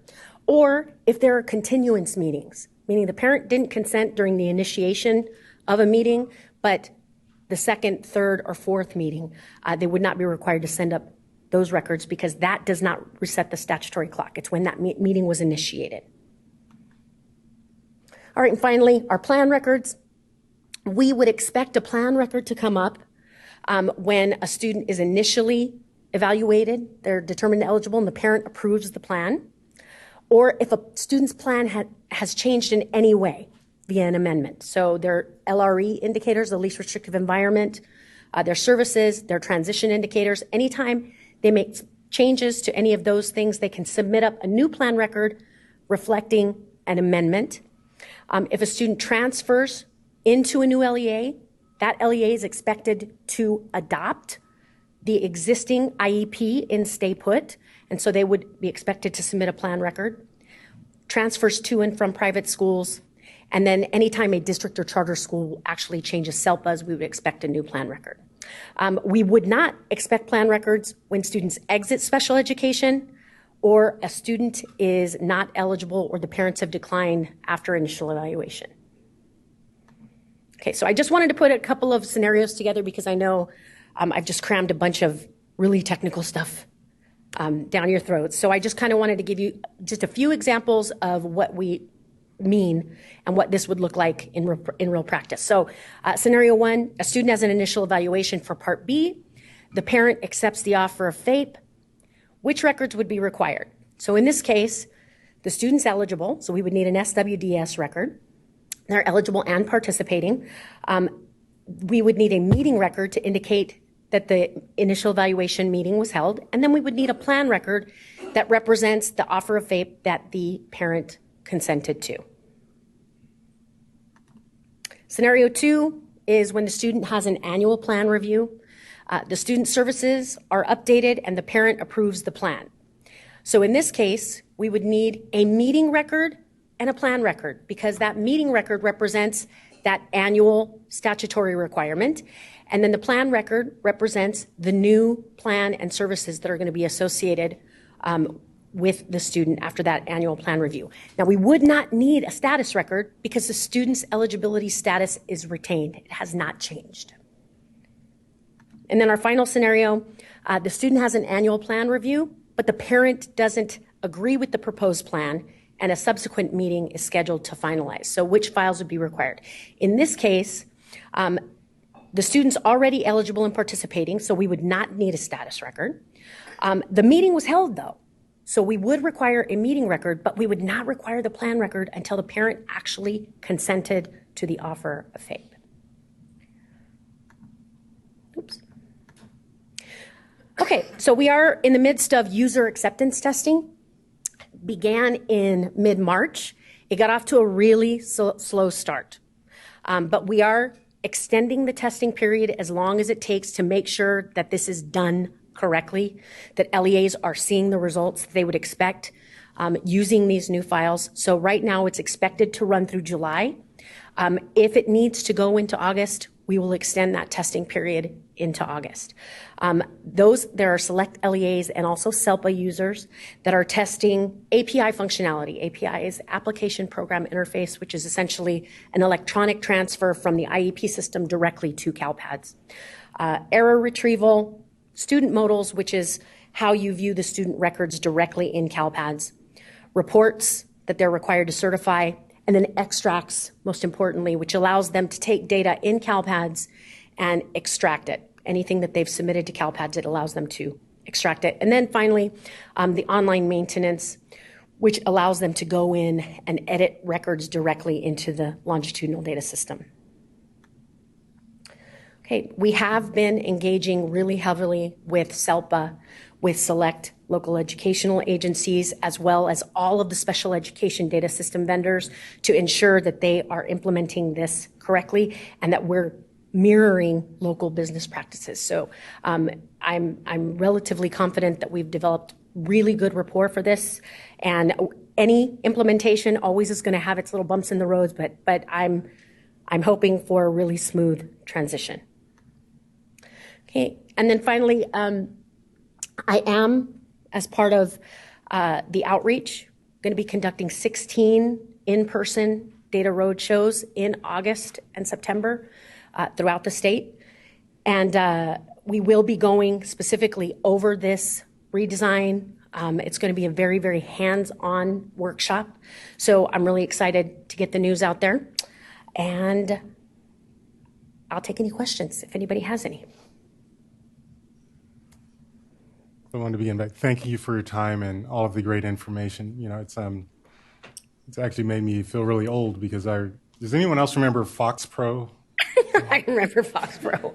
So that was the old system 20 years ago, and what you would have to do is at the district office get your 3 1/4 floppy disk, get all the information, drive around to all of your sites, collect their disk, come back to your local machine and hope it didn't melt down if you tried to write a report, and then drive all of your 3 1/4 disk down to your SELPA so that they can consolidate them. So this is a huge improvement and advancement that just I think. want to acknowledge and the efficiency that it creates in the system for our partners who are FUMTAs in terms of having information that typically had to be called and tracked down, you know, IEP by IEP and explanation by explanation. So it creates efficiency and better use of time. And so really appreciate all of the progress. One point of feedback that I would provide, and I'll connect it with our presentation yesterday related to alternative dispute resolution. So our framing and how we engage in our IEP conversations are important. And so framing it as the parent hasn't signed yet, for me, shifts it all to the parent and why won't the parent sign our very appropriate offer, et cetera, as opposed to the team hasn't reached consensus yet, which is shared responsibility. And so as you go on the roadshow, I might add that encouragement. Duly noted. I will definitely frame it that way. Sure. Thank you so much. So around the dais, any additional questions or comments? Start here with Commissioner Michaud, and then we'll move our way to the left and then to this side of the dais. Thank you. It was very informative. You mentioned that there were not going to be any changes to the case manager experience, so thank you for that. I very much appreciated. Will there be changes to the admin experience who is running and submitting those transactions and reports? There should not. The only change that we expect is, remember, we're multiplying the number of files that actually have to be sent up. So the vendors are taking really good care to generate those files automatically.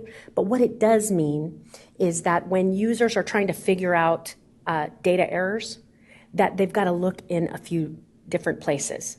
The good news is that we expect that a lot of the error validation will be done in IEP systems before the data actually come up. So I'm crossing my fingers that they won't have many, many errors to correct. And if they do, it'll be much, much easier to correct it. The vendors are also working with us to make sure that they have a really good mapping from a data point in the IEP system to the file and field number within the new files. Thank you. For determining the level of support that's needed for students, can you confirm, it sounds like that will be an IEP team / case manager decision based on SELPA guidance? Or is CDE? That's currently we're in discussions about that. Where that lives in the IEP system is a point that we're going to be talking about. Who is responsible for making that determination? How does that get communicated to your credentialing staff who are making sure teachers are appropriately assigned? So these are all points that we're talking about. But I mean, the most important thing that I want to hammer home is we want SELPA to help guide us in this area because they know the characteristics of students that would help determine the degree of support needed for primary disabilities. Thank you. I'm sorry, I have a couple more.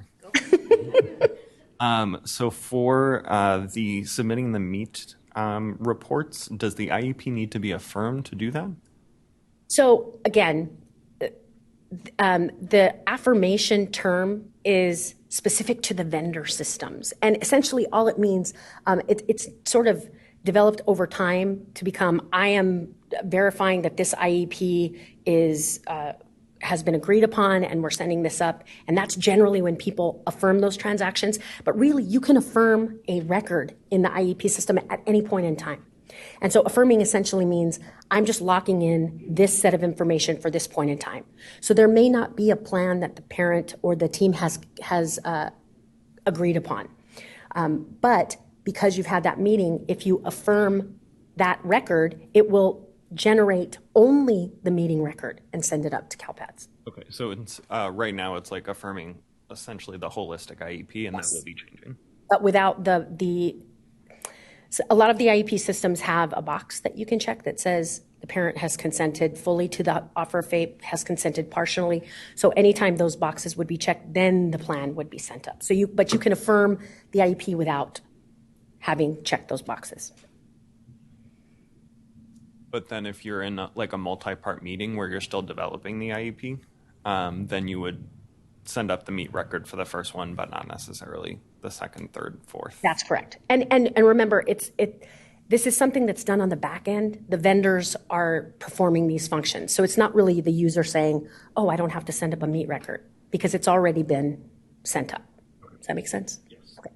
Last question. How do we register for this or the roadshow? So I will be sending out all of the registration links. So each of the host organizations are, and you are welcome to attend. There are some that are virtual, but depending on where you are in the state, you're welcome to attend in person. So we will be announcing those via our listserv this week, and hopefully we will get them posted on our website next week. And I'd be happy to forward the information about the roadshows to the commission. Great, thank you. You asked all my questions. I just want to say thank you. I don't know that I've ever sat through a data presentation and have been leaning forward and what's she going to say next? So I really appreciate that, and just really appreciate too that the case carrier's load is not going to be heavier, or they're not going to be expected to make major changes. And then the last piece is wanting to know about the roadshow and how we can get the information. So you answered that question too. Thank you. Forward it.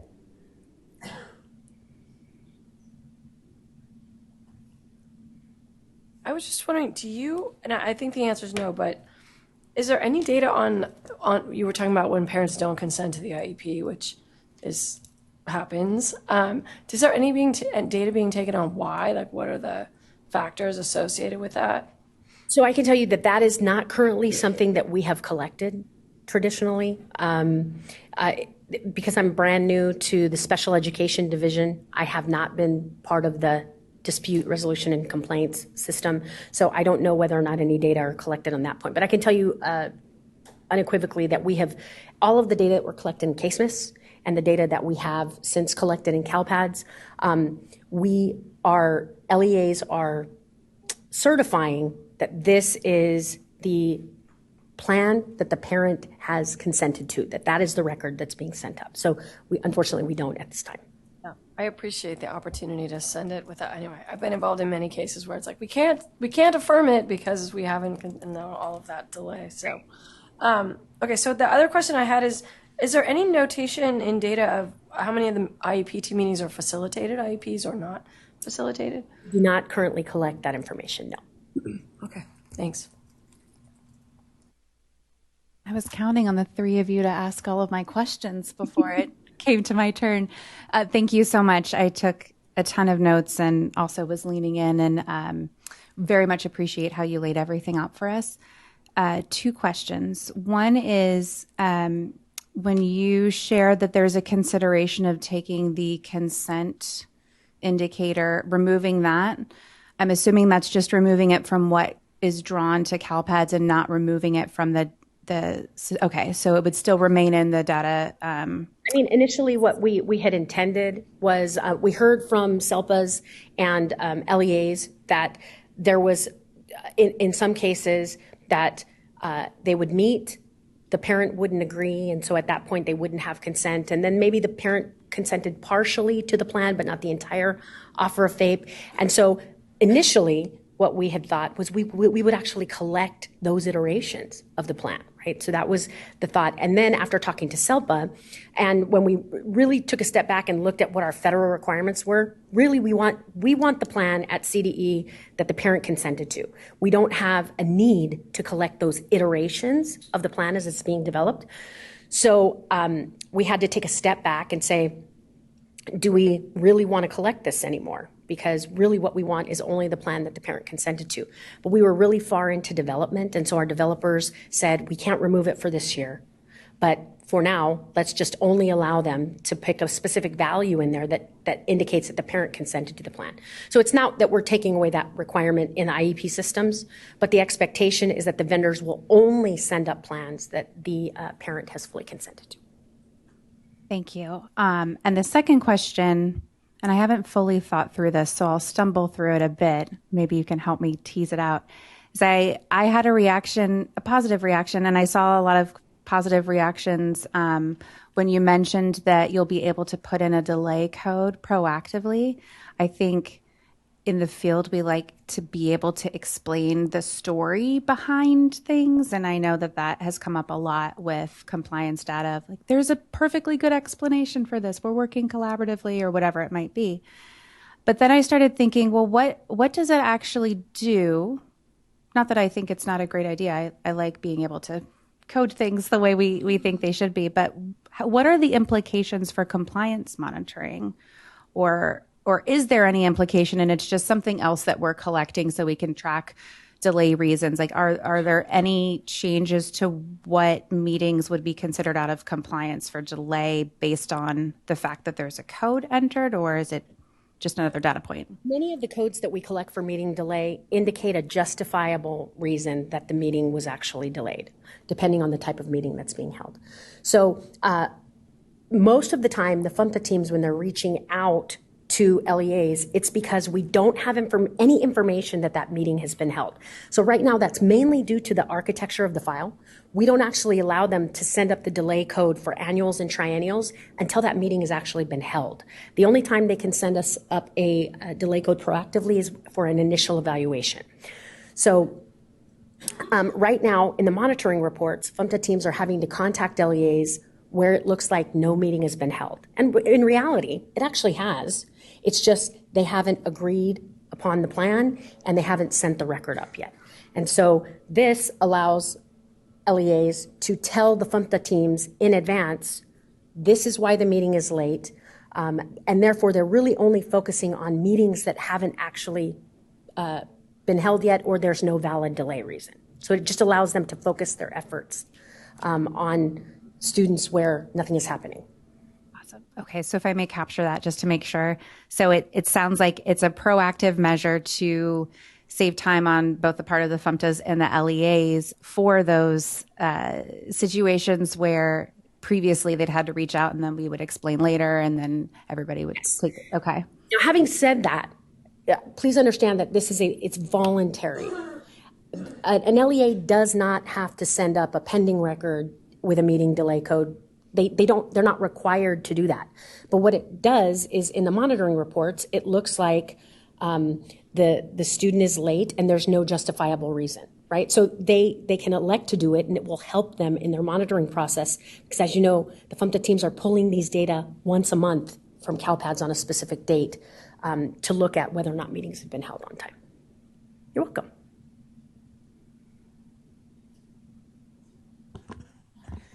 I'll jump into the chain. Just thank you, Brandy. I appreciate you coming to present, and I think just underscoring the importance of just modern, comprehensive data systems that can really help inform our work, especially in a state just as massive as California. And I think it's just, again, iterating forward is something that we want to continue to do. So thank you for your work and your partnership with our educational partners out in the field as well. And I just wanted to say thank you for helping bringing me on board, Director Calamise, to Special Education Division, and I'm really mad that you're leaving me. Thank you. Commissioner Sorter and then Commissioner Oyakawa. Yes, thank you very much. And I just wanted to reiterate something that was mentioned by fellow commissioner a little while ago at the start, was the concern around the level of support and the credentialing and what that might look like in terms of caseloads and students in multiple settings. And as you said, they're still being worked out, but there is a lot of, I think, some anxiety building around that, just as everyone's aware. And we are aware of that, which is the reason that we are making it optional for 23-24, because we don't really have good guidance on exactly how LEAs would determine this and actually where it would live within the IEP systems, because it may not actually be part of the IEP document, right? So, but we're going to take our time just to make sure we get it right. Well, initially I was going to just kind of doze a little bit, but it's usually do. But that was one of the most engaging data type presentations I've ever heard. But also, as I was listening, because I'm not in the field, right? I'm here as a parent representative, and but listening, it reminded me, okay. Well, one, on behalf of our case managers, thank you for not changing what they have to do. But as a parent, we often feel pressure to not just hold the meeting by X deadline, which we recognize is a requirement, but to agree, so that consent that you're saying. And I have heard from various case managers over the years, we need to close it out, we need to close it out. And so I am one of those parents who will drag that out because 1 hour is not enough, and I need a couple of meetings and then time to actually comb through the document to say, oh, we missed this, we forgot that. And so I'm hoping that this new method of allowing the meeting update to be entered to show they have met, we have gotten started, we actually have, I think, the way it's supposed to happen is to really have a long conversation together with the whole team and go through the document carefully together, and maybe not in that one meeting sign off right there. That's a huge thing that many parents feel the pressure to do. And I think part of why the case managers get that pressure on their end is because they have this feeling that we need to get this record out and it needs to go in by X date. And now that there's an opportunity to show the delay code if there's a meeting that has not yet happened, but there is communication, I think this allows for the flexibility that the teams need to really allow individualized planning for the team. So I think this is a step in the right direction in that sense, and I'm hoping that it trickles down to the feeling of just more cooperation and more understanding on everyone's side of why they might feel pressure and why they don't need to, and can work together in that way.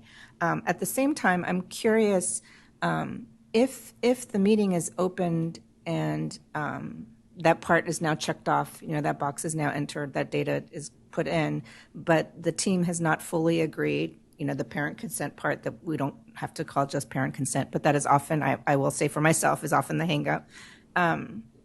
Where is it captured so that there is the reminder to follow up? Because there's this balance, right? We need more time sometimes, but you don't want to drag it out for a year. We know, so I'm wondering where that is in the system.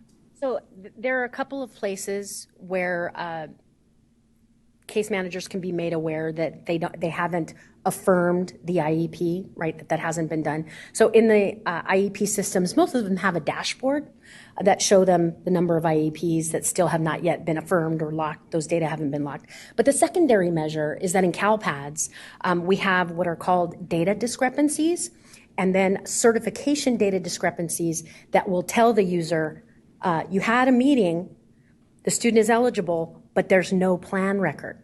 So you need to send up this plan record. So it will not allow them to actually certify their data for fall or end of year unless they have that plan record in there. So we've got two measures. And I just wanted to mirror your sentiments. So my daughter has cerebral palsy. She went through the special education system from birth. And had I known that I could have taken my time when I was young, I would have done that. Right? I would have been much more informed about it. So that's one of the reasons that I'm a really strong advocate for this new architecture. Certainly appreciate. I'm sorry. I was so excited about my questions. I forgot to say that I have never felt so much joy at being able to, at a CALPADS presentation, as being able, the idea of being Come to the road show, it gets better. meeting separately from the full IEP. Like, I think that's going to make a big difference in the field. And Commissioner, you talked about the sort of pressure coming down on case managers, and like, I am that pressure, and I'm excited that it will be able to, I think it will lead to more partnership with families and not feel like we just need to get it done. So that's there. So thank you for your work on that. Thank you all. I appreciate the opportunity to speak to you. Have a great day. So my last comment, just again, calling back to the presentation we heard from Mr. Harper yesterday around alternative dispute resolution, where he said the IEP team is a relationship, not 13 one-hour meetings that are pressurized and under time. And so really appreciate the understanding and advocacy in terms of the dynamics on service providers and case managers, as well as the pressures on our family and community members who are participating in these conversations, and how little adjustments on the back end of the system can have a huge amount of beneficial payoff for users. And so with that, I will ask anyone in the room who would like to make public comment to please begin lining up. And if we would share the slide for our online participants as well.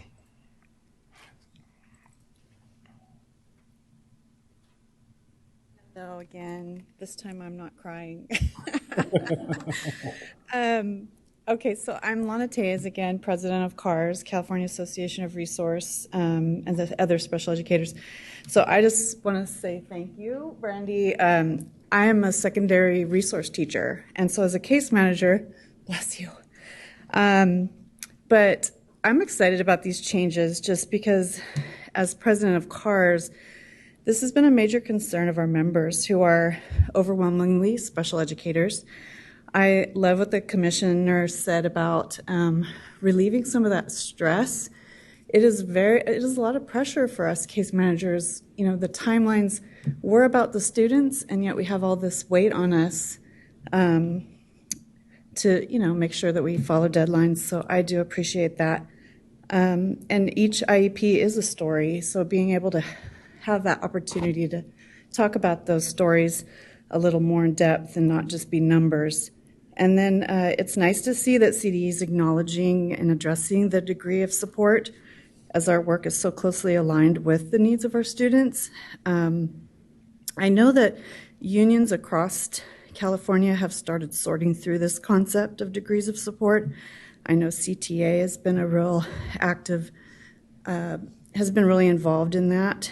But I would really like, looking forward to seeing more clarification on this as well, and would love to see some overarching guidance from CDE.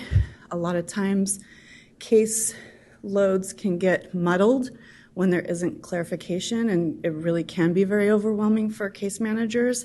So I'm really excited, and I hope that you'll call CARS so that we can work with you on that as well, because that is a huge issue for us. So, but I'm super excited, and I as well was very engaged. So I appreciate it. Thank you.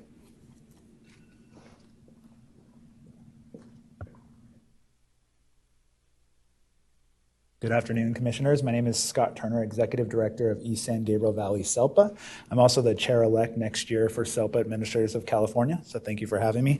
I, too, just want to thank Brandy and her team for the presentation and working closely with SELPAs and LEAs to support this work. I know we were thrilled to hear when Heather and Shiloh brought her over to the special ed side of the house, because we had already been working with her so closely in her other role. Specifically, she's been at numerous SELPA meetings. She works very closely with our C3 committee, subcommittee, which is CALPADS and Compliance Committee.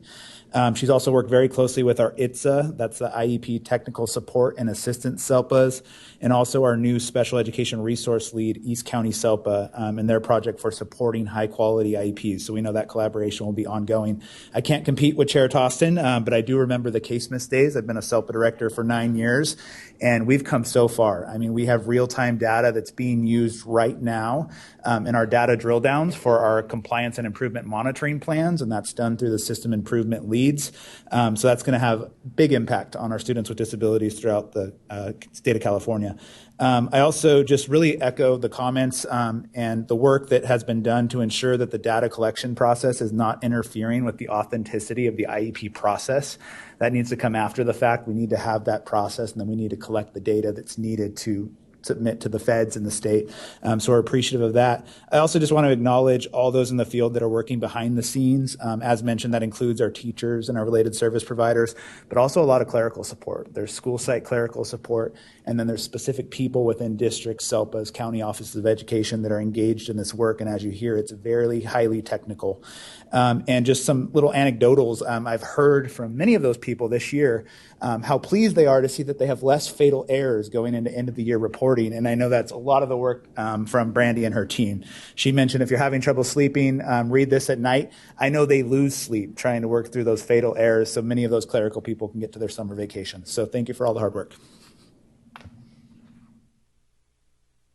Thank you all for your comments. Are there any online participants? Yes, there is.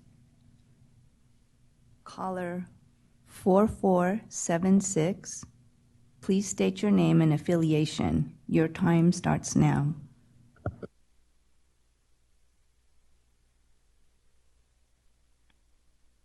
Good morning. This is Veronica Coates from Tehama County SELPA, as well as a part of the executive team for the SELPA Association.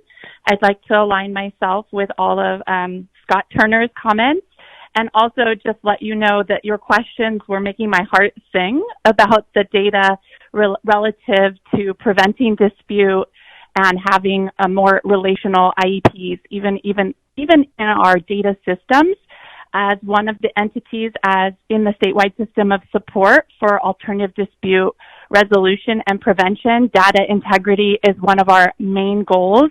And I was frantically writing notes down based on your questions and what Brandy was saying, as I had some ideas. So we will be reaching out to Brandy to see if she has any ideas of how we can incorporate that into our project, or if there are boxes we can add to CALPADS. Again, we don't want to add any additional work to case managers, but there could be some easy things that we add with our vendors that could capture some of that data you were all asking about. And lastly, I just want to sing Brandy's praises. You've all heard them. Yes, thank you to Director Calamese for bringing her to this division. She is a gem. We are so lucky to have her in the state of California leading these efforts, and has just been a partner with us for so long. And I can't wait to continue working with her. We are one of the roadshow hosts and are excited to provide that to our community come this late summer, early fall. And thank you all for your questions relative to this very important topic that can seem a little overwhelming at times.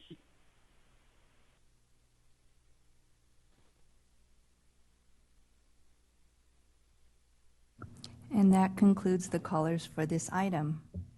Thank you. So, Brandy, welcome to Special Ed. You may check out anytime you like, but you may never leave.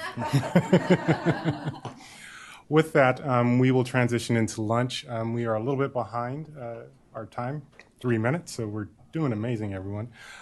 We will plan to reconvene at 1:05 for our presentation from Captain, and then we will move into the Gold Award, agenda building, and then we will move into public comments and adjournment.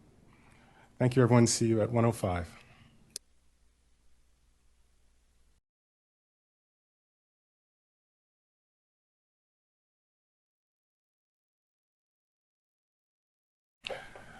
Good afternoon, everyone, and welcome back. We hope you enjoyed your break, and if you had an opportunity to grab some food or coffee, we're happy about that.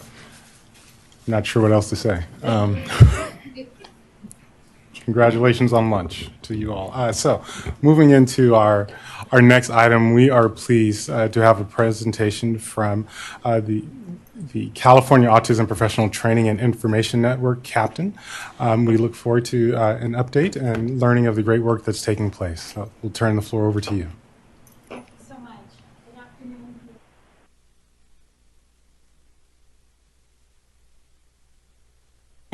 All about our amazing efforts for the California Autism Professional Training and Information Network, known as CAPTAIN. I'm Ann England. I am the co-coordinator of CAPTAIN, and I'm also the project coordinator of the SELPA Content Lead Autism with our partner, Marin County SELPA. And I'm Patty Shetter, co-coordinator of CAPTAIN and program manager with Placer County Office of Education. We are a multi-agency entity, and we have brought our representatives. Mary Rettenhouse is our CAPTAIN executive leader. She's representing the regional centers of California, and she is out of your very own Alta California Regional Center. Aubin Stamer is a professor in the Department of Psychiatry and Behavioral Sciences at UC Davis. She's also the director of the Center for Excellence in Developmental Disabilities, UC Davis Mind Institute. And Tavia Lawson is a parent and a CAPTAIN cadre member. She is representing the state and federally funded family support agencies. She's a family resource specialist out of Parents Place Family Resource Center. So today our goals is to provide you with some updates on autism within California, provide you some information about what is CAPTAIN, provide you some research supporting improved outcomes and stories of success.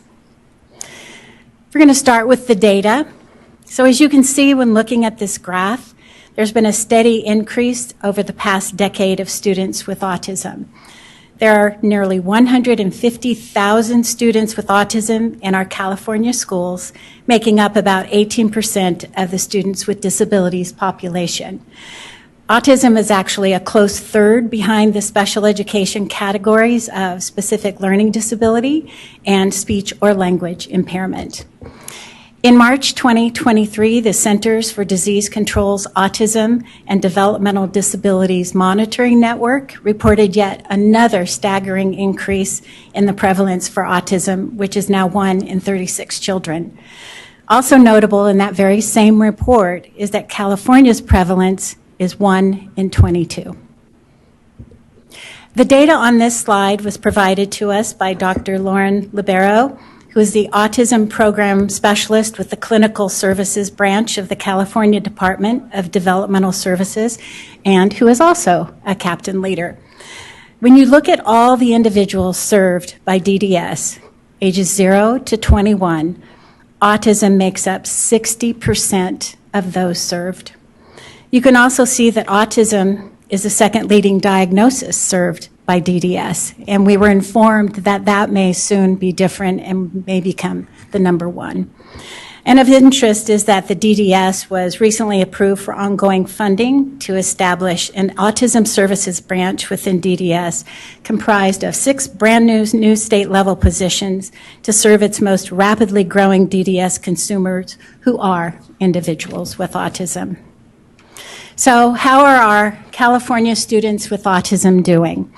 The following data was obtained from CDE in December 2022. So thank you, Heather and Shiloh, for providing that information to us. You can see on this slide that students with autism are spending less time in general education settings as compared to all students with disabilities. And you can see in this figure that 37% of students with autism spend less than 40% of their time in general education compared to 18% of all students with disabilities. And when we look at the percent of students educated in highly restrictive, non-public school settings, we see that almost 5% of all students with autism are educated in non-public settings, while this is true for only 2% of all students with disabilities. Here's our graduation rates. Take note that 73% of students with autism graduate compared to 83% of all students with disabilities. And now for our update on restraint and seclusion for students with autism. You can see with these data that students with autism were involved in 41% of all incidents of physical restraint. And while students with disabilities accounted for 46% of seclusion incidents, we want you to know that 31% of those involve students with autism. We wanted to show you this outcomes slide, which is from the Drexel University's National Autism Indicators Report. So when you take a look, paid community-based employment was the least common outcome for adults with autism, and just under 15% of autistic individuals held a job for pay in the community. Over half, 56%, participated in an unpaid activity. However, this was in a facility where most other workers had disabilities. And 1/4, or 28%, had no work, no activities in either community-based or facility-based settings. So what do we do? These poor outcomes highlight the need to place particular emphasis on building the capacity of our providers and local education agency systems to more effectively support students with autism. So CAPTAIN is a multi-agency network that was developed to help improve these outcomes. Our primary goals are to increase knowledge of autism and evidence-based practices, to improve the implementation of evidence-based practices with fidelity, to improve interagency coordination and collaboration, and to create a more equipped workforce and systems of support. We do this work collaboratively with many partner agencies across the state, including those that are listed here. You'll be hearing from some of our valued partners about the amazing interagency work that has resulted from the CAPTAIN network. This timeline gives you a brief history of CAPTAIN, beginning with the Legislative Blue Ribbon Commission and Superintendent's Autism Advisory Committees, who published their findings with recommendations for how to improve services and outcomes in 2007. One important recommendation was to form a multi-agency technical assistance program that could provide information and training on an agreed-to set of evidence-based practices. Although there were several unsuccessful attempts to fund this type of program through legislation, members of these committees continued to meet to determine how to leverage existing resources to enact these recommendations. In 2010, California applied for and was awarded 2 years of training and technical assistance from the National Professional Development Center on Autism Spectrum Disorders. This allowed for the development of a state-level leadership team, regional trainers, and 6 demonstration sites. Data from the 2-year pilot showed improved outcomes for students and high levels of satisfaction from both teachers and caregivers. With the successful pilot under our belts, the state leadership team, with the support of both the California Department of Education and Developmental Services, created a plan for how to scale up this model. And in 2012, CAPTAIN was officially formed. We worked with our partners to identify local trainers, and we began scaling up this model. In 2018, CAPTAIN, along with the Marin County SELPA, were awarded funding as a SELPA content lead to continue scaling up our work. Although funding for this grant is sunsetting in just 2 short weeks, we had significant impact, and we'll be sharing some of our results with you today.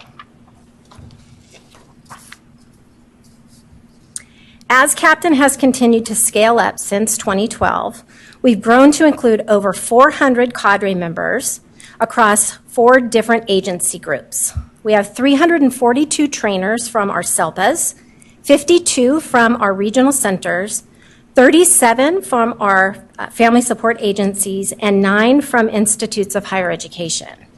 Each of these cadre are committed to conducting outreach, providing training, and coaching providers in the use of effective or evidence-based practices. The goals of our SELPA cadre include creating partnerships and collaborating with regional agencies at the local level, providing high-quality training on autism and evidence-based practices, and most importantly, coaching educators in classrooms to help support their use and confidence with implementing evidence-based practices.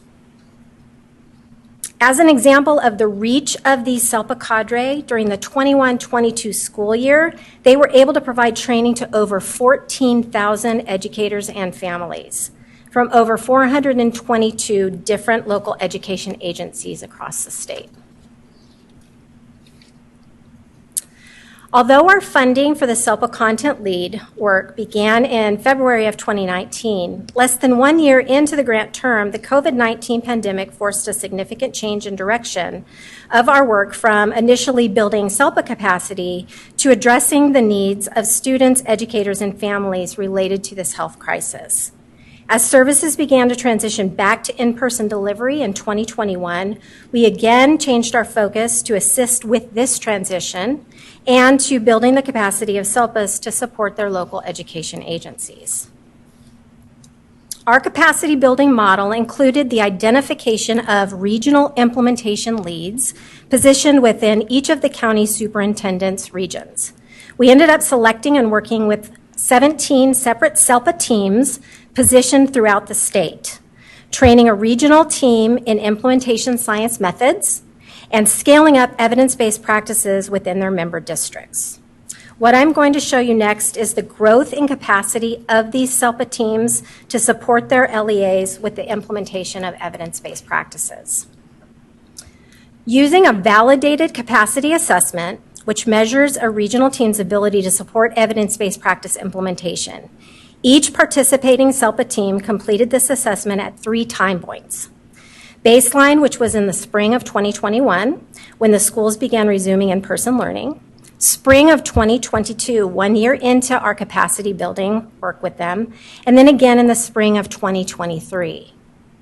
As you can see by the data, team-based capacity increased by over 50% from baseline. And as we're winding down the activities of this grant, all of the teams have reported feeling confident with moving forward in implementation support within their member LEAs. Another component of our capacity building model was the training and dissemination of the Autism Program Environment Rating Scales, or APERS. This is a validated tool used to identify quality indicators used by teachers within their classrooms that have been shown to result in better outcomes for students with autism. The APERS can be used as part of quality improvement efforts, helping to hone in on areas of strength and areas that a teacher might benefit from receiving more targeted professional development in. To date, we've certified 21 APERS trainers and 40 SELPA cadre in the implementation of APERS for quality improvement. Our regional teams are using APERS and their newly developed implementation capacity to establish demonstration sites within their member education agencies, where people can go to observe implementation of evidence-based practices in action.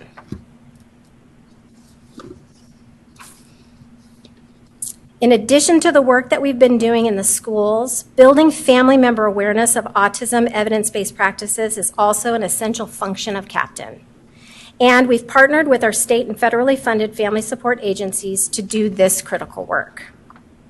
The goals of Family Support Cadre are to partner with other regional agencies to help families understand autism and evidence-based practices so they can participate in decision-making and advocacy for their children, and to support families with navigating systems. And along with our community partners, we've created multiple resources that are available on the CAPTAIN website, including resources in multiple languages. One more. And finally, recently we've made efforts to expand our cadre to include more institutes of higher education in order to assist with pre-service training and developing a workforce that understands autism and evidence-based practices. We've recruited faculty from a variety of different disciplines to assist us with this endeavor. The goals of our higher education cadre are to create those local partnerships and collaborations regionally, to prepare pre-service providers in autism and evidence-based practices, and to share resources across institutions and disciplines to use in their pre-service practicum and training programs. I'd like to introduce Mary Rettenhouse. She is out of the Alta California Regional Center, and she'll be talking about their efforts as part of the Captain. Good afternoon, Commissioners, and thank you for this time today. What's really exciting about Captain is this idea of this multi-agency network that includes not only schools, but also our regional centers from across the state. And for the last 2 years, we can say that we've had all of our 21 regional centers on board, which is really exciting for us. So today I'm going to share with you a little bit about how regional center cadre participate as a component of Captain. Regional Center cadre, first and foremost, participate by creating partnerships in our local areas with our school districts, SELPAs, and family resource centers, which we know is really critical in supporting people collectively. We also train our service coordinators and our vendored service providers to both understand autism as well as evidence-based practices so that they can support too in advocating for these common set of known effective practices. One project that I want to highlight for you today is something we call the CARE project. In 2020, Captain was awarded a grant that allowed us to adapt existing evidence-based practice training materials for our adult service community. We set our sights on our adult service community because the indicators for people with adults, as you've already seen, are pretty poor. The Interagency Autism Coordinating Council indicated in their latest report these many challenges, including lack of a well-trained workforce, insufficient use of evidence-based practices, which is linked to poor pre-service training, lack of supervision by a professional that's knowledgeable about these practices, as well as just generally a low sense that evidence-based practices are expected, supported, or even rewarded. So in essence, the idea of using evidence-based practices with our adult service community is kind of a novel concept. So our project had 3 main aims. We set to evaluate client, staff, and agency characteristics and needs for training, adapt the existing module that had only been used with children in a school-based setting, implement and evaluate the outcomes. After we conducted surveys, focus groups, which include self-advocates, families, as well as service providers, we landed on these 2 evidence-based practices for training. We landed on prompting and visual supports. We created 2 interactive online learning modules that were adapted for our adult service providers that included pre- and post-tests, as well as activities throughout to check for comprehension. To pilot this, we selected 3 sites in Northern California, and our trainer provided both didactic as well training as well as weekly coaching to 7 staff as well as 1 parent, which was kind of neat. And this training focused on how to utilize those 2 practices, prompting and visual supports, to assist individuals in reaching their goals. And some of those are listed here, including anything from daily self-help to behavior challenges to social skills. And here are our outcomes.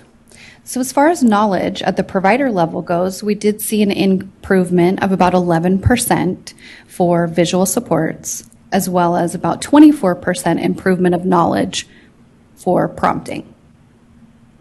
As far as the site assessment data goes, we collected site assessment on our providers' use of visual supports, both before the project as well as after the project.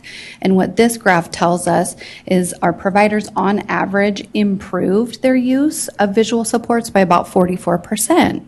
So this is really exciting at the provider level, but what does this really mean for individuals? And was this helpful for the people that they serve in meeting their goals?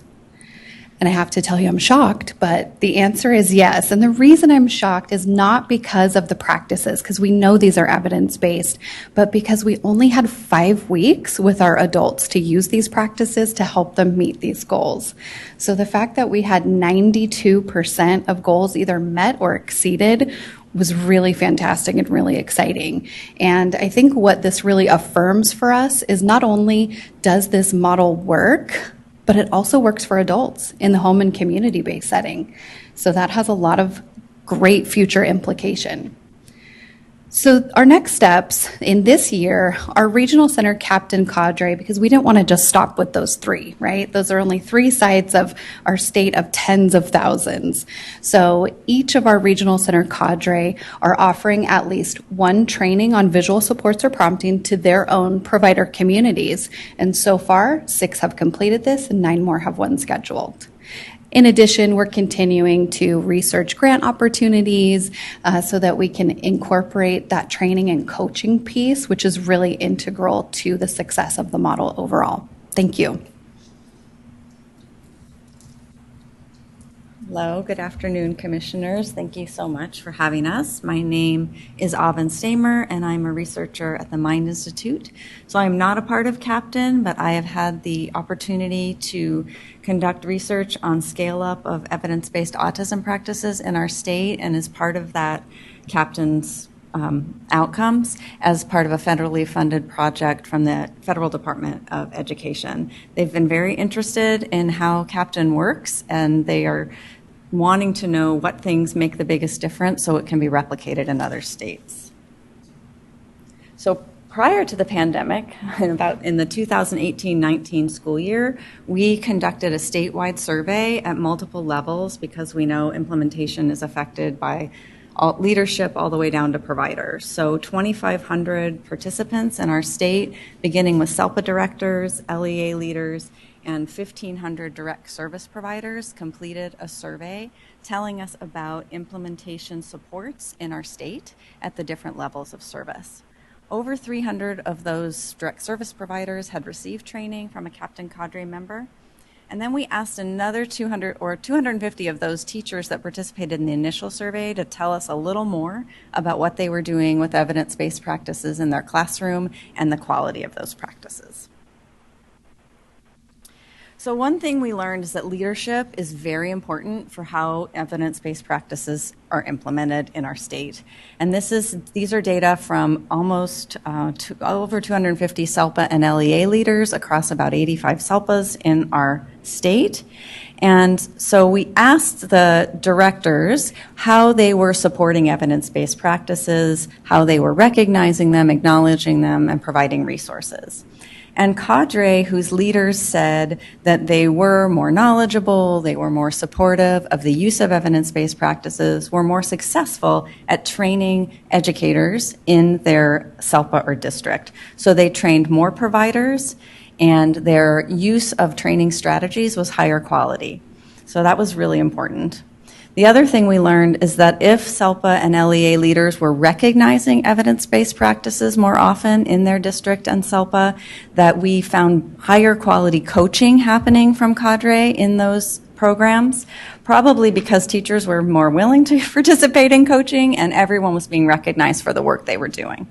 This is really important because higher fidelity means better child outcomes. Those things have been linked. So we think that's an important outcome. So we also took a closer look at those direct service providers who kindly told us all about what they were doing in their classroom with evidence-based practices. And these things are the things they talked about, their quality and how they were using the practices. And about half of those were trained by a cadre member. So we compared the work of those who were trained by a cadre member to those who were using evidence-based practices and were trained in some other way. And those trained by a cadre member reported better quality autism classrooms, more use and competence in evidence-based practices, and they felt more comfortable explaining those practices, which is important when those teachers go to train other people on their team and when they talk to parents in an IEP about the practices. They're also more open to using new practices. So remember I said fidelity was important, so we also looked at their fidelity reports, and those teachers who were trained by a cadre member used these evidence-based practices as they were intended more often than teachers not trained. They also used all of the components and used the practices more often with students both with autism and without autism. So this is increasing access to higher quality services for autistic children in the schools. They were also using more data collection so they could individualize the practices for the students. So then we looked at child outcomes because, of course, that's important. These are state-level data, not tied to the particular classrooms that we were working in. So I was pleased that we found some associations, actually. So we again found that leadership matters all the way down to the student. So when leaders reported providing evidence-based resources to their district, that was predicting math outcomes for autistic students. The thing that I think is key is that this was more important in high poverty districts in that those supports were ameliorating some of the disparities we see in student outcomes in those districts. The use of evidence-based practice and the quality also mattered for student outcomes. So the higher quality evidence-based practice implementation, we saw lower student suspension rates in those districts, which means more autistic students are accessing the curriculum more often than in other districts not trained by cadre. I have been very impressed with Captain's use of these data in developing their program in the 5-year grant to make sure leaders are trained in how to support cadre and teachers in using evidence-based practices, which we know from implementation science is key. This is really a model program for other states, and so I'm hopeful that we can continue to, well, study it, but also actually have it working in our state. Thank you.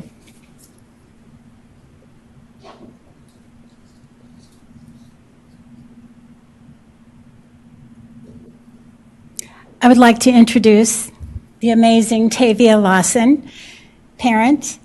She's representing our state and federally funded family resource centers, the FECs, the PTIs, and she's an amazing family resource specialist. In addition to being a captain cadre, there's not much she doesn't do, and she's out of the Parents' Place for Family Resource Center. Good afternoon, Commissioners. Edwin Lewis Cole stated, "Winners are people that never fail, but people who never quit." Being a part of Captain has afforded my family and I the opportunity to embrace our differences and to help empower others. Pictured here is my son and me. We both were born early and told at an early age we may not graduate school. We both experienced bullying, microaggressions, had low self-worth, and understand those with neurological differences. I was also told my son Angel may never walk or talk. I did not want Angel to experience what I experienced in school.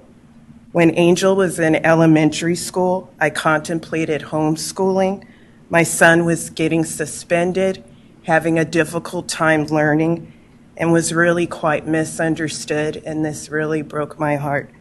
I started attending behavioral classes at the Special Education Local Plan Area SELPA, taught by Sharon Floyd, a captain leader. I also attended workshops with Parents' Place, our family resource and empowerment center, and I also joined our local community advisory committee in addition to volunteering my time at the visually impaired Braille department for our special education resource center for Azusa Unified School District. And I've been working now at Parents' Place come this July for 9 years, where I serve as a captain parent cadre representative and a family resource center for our Southern California region. Next slide.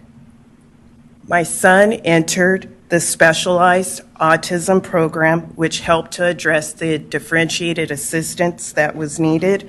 These practices included addressing academics, socialization, mental health, inclusion, and more. This really renewed my hope in the education system. Our family used evidence-based practices for autism and other developmental disabilities at home, in the community, and in the school, with the goals set in collaboration with our regional center. Some of the examples that I can provide today, we use self-management, video modeling, social stories. This helped Angel with learning how to board the bus and also get him used to different routines. And then scripting to teach my son how to advocate for himself so that he wouldn't be bullied anymore. And then task analysis to assist with areas and steps my son needed to learn, and visual supports to assist with communication, because at that time he really didn't talk a lot, but now he does. As a result, Angel was reintegrated into general education, where administrators, teachers, and aides learned strategies, tools, and evidence-based practices for autism to help for successful outcomes for him. These educators were trained in these EBPs for autism by captain leaders and cadre. My son began to excel in the classroom environment and also participate with his peers, resulting in Angel receiving 2 Silver Seal presidential awards from President Barack Obama and the United States Department of Education. He also received 2 scholarships from the Los Angeles Commission on Disabilities and the Los Angeles County Board of Supervisors to help support part of his college learning. In addition, my family and I receive recognition for our efforts to support inclusion of students with disabilities because of the challenges that we faced. And then Angel also received an honor cord during his high school graduation for maintaining a 3.0 grade point average and passing 2 college certification tests, of which I am highly proud of my son. A month before the pandemic, Angel was recognized by our local superintendent's council for creating the East San Gabriel Valley SELPA logo, which symbolizes the inclusion of students and with disabilities and their families. And he intentionally wanted it to have stars to represent each local educational agency. On this slide are various recognitions that my son received. Next slide.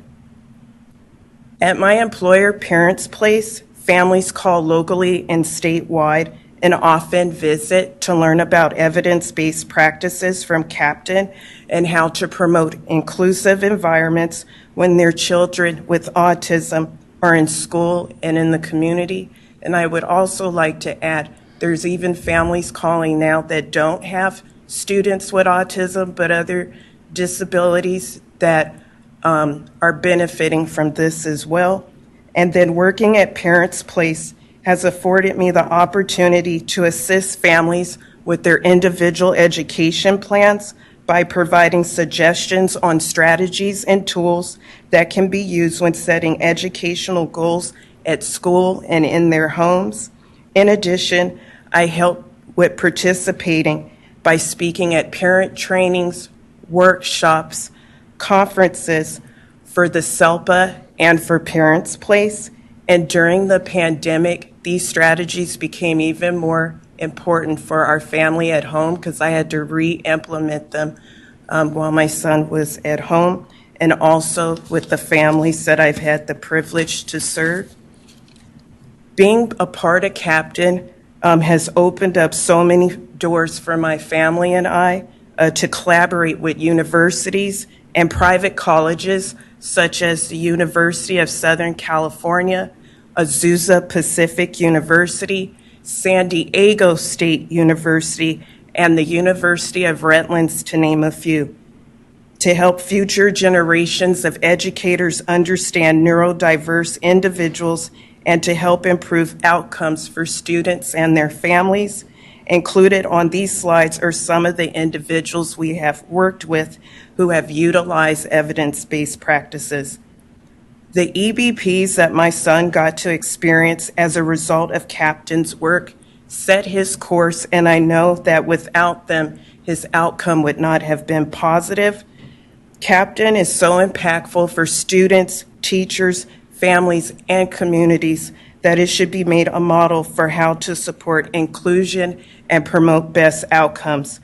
I recently learned that Captain's funding for capacity building is due to expire on June 30th of this year, and they do not yet have any new funding to help sustain their work.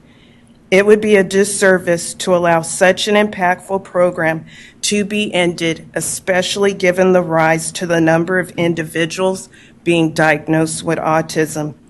That being said, I am reminded that California has always been innovative and very proactive around the needs of individuals on the autism spectrum, and I really remain optimistic that bodies like the Commission and the State Board will advocate towards the continued work in this area and pursue ongoing funding.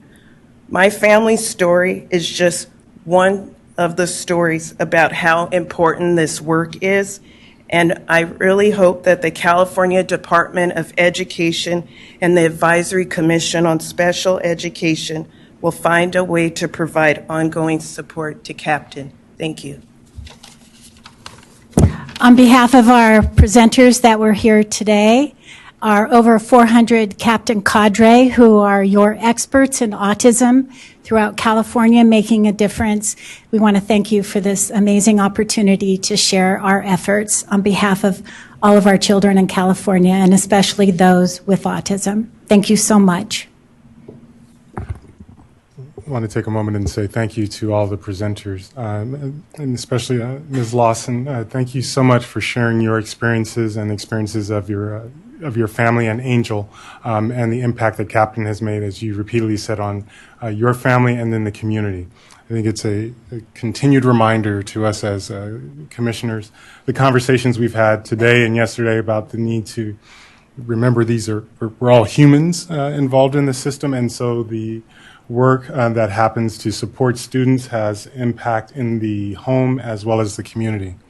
I also wanted to highlight a statement from Ms. Lawson around disrupting generational patterns and cycles and experiences of negativity within our school system, and how important that is for us to keep in mind through our equity lens, so that our students and families, if there was an experience that did not meet expectations previously, that we're mindful of disrupting that and being sensitive to how we partner with parents to extend the important work that's being done. So I really wanted to call out and acknowledge how powerful your voice was for me today, and resonated, I believe, with all commissioners around the importance of our work. So thank you.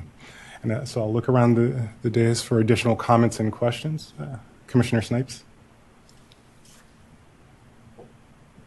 I just want to say thank you so much. And in my previous position as the director of early childhood in Eureka, I worked with Captain and the regional cadre member. And the use of evidence-based practices is oftentimes something that's already being done. But Captain came in and said, look, you're doing this thing and it has a name.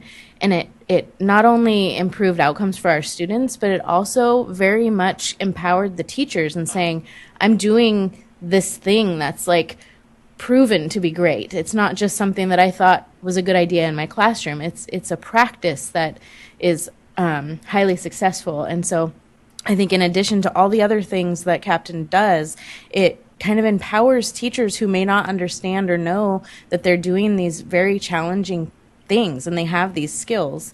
And I also have to say that using the APERS in the classroom in order to improve the environment for our students was so useful, especially when other environmental assessment tools don't necessarily take into account the special needs of our students, and they don't necessarily take into account students with disabilities all the time. So being able to use APERS in partnership with the ECHRS and other environmental rating scales was very, very useful in kind of determining how we were going to move forward in inclusive practices in our program. So I just have to say thank you so much. Captain did a lot for the program that I worked in, and I appreciate all of you for being here today.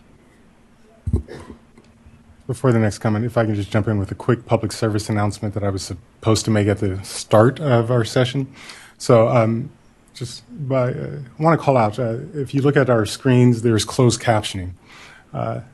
There's a human element to that as well. And so as we are making comments, we've been asked to be mindful of the pace of our comments so that the captioners can obviously keep up with the conversation, but also so that the captions do not fly off the screen very quickly because the public do not have the ability to rewind. And so being mindful when we're making our comments around our pace and speaking into the microphone, because as we turn our heads, our voices fade. So I apologize for the disruption, but needed to make that announcement. Thank you so much for your presentation. I'm a parent of a child on the autism spectrum, and when he started his educational journey, he was in a preschool special day class, and they utilized a lot of evidence-based practices, and he made growth. And then it came time for the discussion about his transition to kindergarten. And a lot of the conversation in that IEP meeting revolved around, would he fit into the environment, rather than would the environment be intentionally designed to support his needs? And one of a captain cadre member that I've worked with professionally, and I'm also a special educator, so I have the professional side too, once asked a question that I think about a lot and honestly took into the IEP meetings with me as a parent, which is, when you walk into a learning environment, how do you know that it's been intentionally designed to support students with autism? So I appreciate Commissioner Snipes bringing up the APERS and the work that Captain has done to spread equitable implementation across the state of evidence-based practices and supports for students with autism has been so critically important in unlocking options that I'm not sure would be on the table otherwise, because I think a lot about my son's successful years and the years where he struggled, and there's a lot in common amongst the years that he struggled, which was the environment was not intentionally designed, evidence-based practices were not being implemented with fidelity, and knowing that we have such a small amount of time, and thinking about the outcome data that was shared at the beginning, it creates a sense of urgency for me. I know it creates a sense of urgency for you and our cadre members and our special educators and support providers across the state. And I just very much appreciate it's equity in action, trying to get this. It shouldn't be people dependent. It shouldn't be it could work in this classroom, but it's not going to work in this classroom. And you're supporting just equitable spread of knowledge and capacity building. And I know it meant the world for Ms. Lawson's son and family. And I hope to be able to say that it made all the difference for my son when his time comes to move into the adult world. So thank you so much for just the amazing work that's been done in honestly a relatively short amount of time if you think about the scale. So card-carrying, lifetime member of your fan club, and just tremendous appreciation.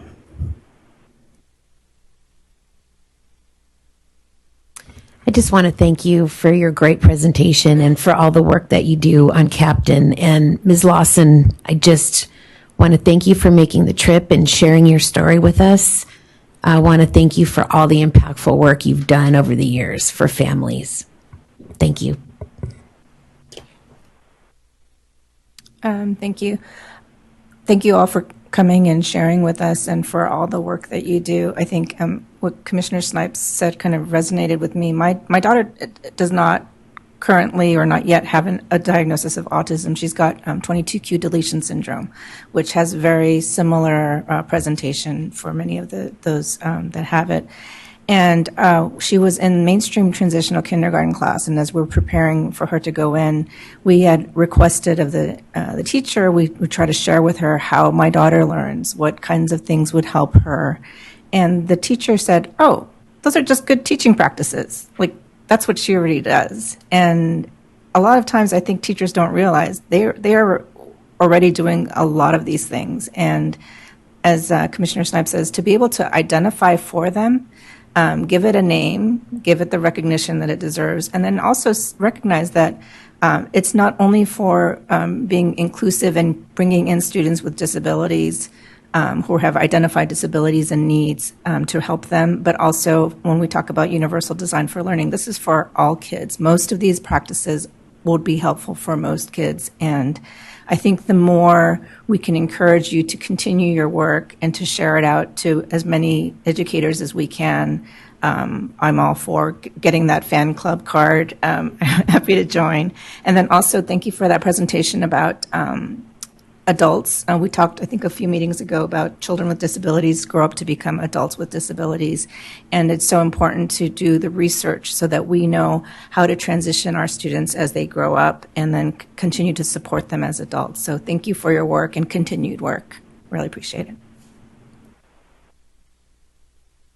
Just wanted to thank you, all of you, for being such great partners in the work and in partnership with CDE and others across the state as well. And I think very clear that you and the work will live on in terms of ensuring that students that are being served, that are on the spectrum, again, receive the high quality supports that they so deserve, as well as support for their families as well. And I think your legacy will certainly live on, and just really appreciate, and we have appreciated your just thoughtful approach to sort of, one, ensuring the work will sustain, but also equipping our field and our educators as well with the latest and greatest in terms of research and taking that into practice as well. And I think that's a really important I think thing to underscore is really sort of anchoring our work in that research and cutting edge research and really bringing that forward into our school communities as well. So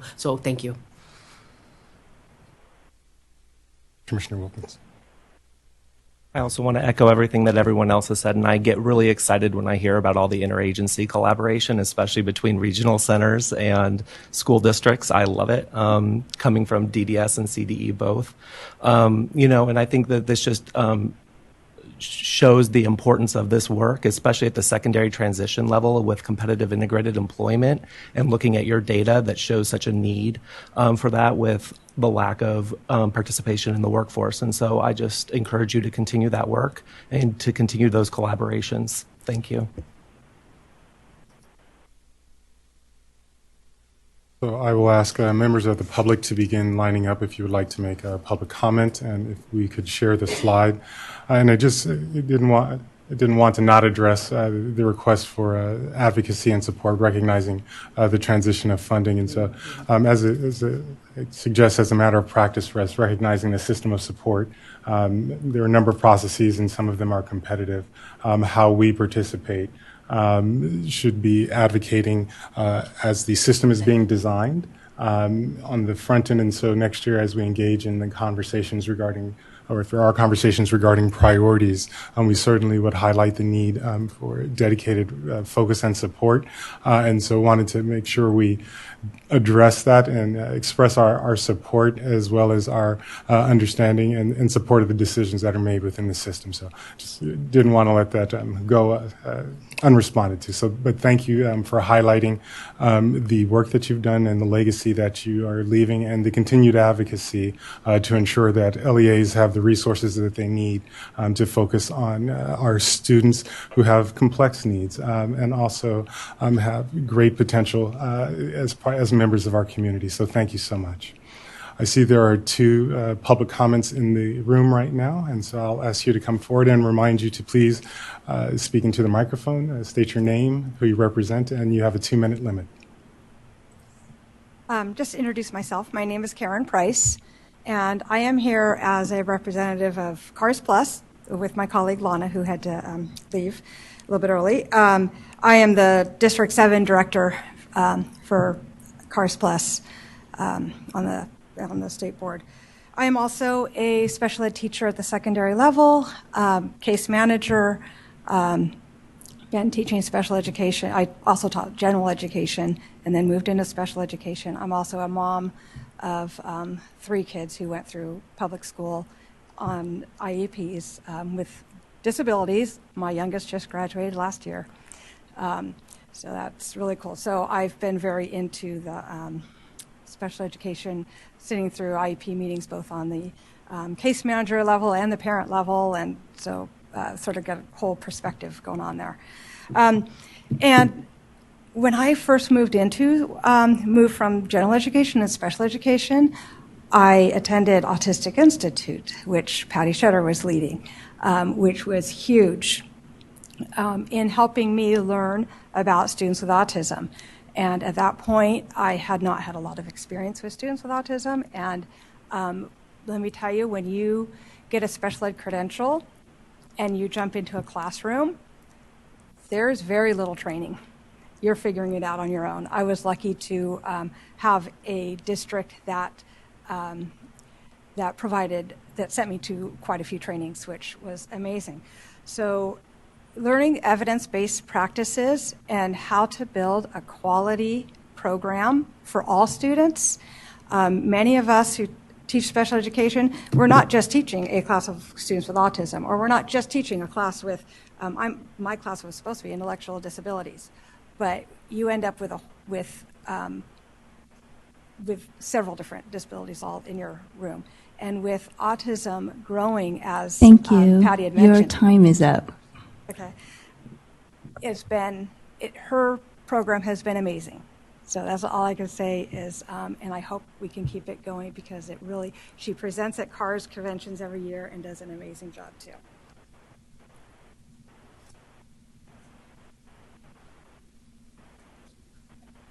All right, good afternoon again, Commissioners.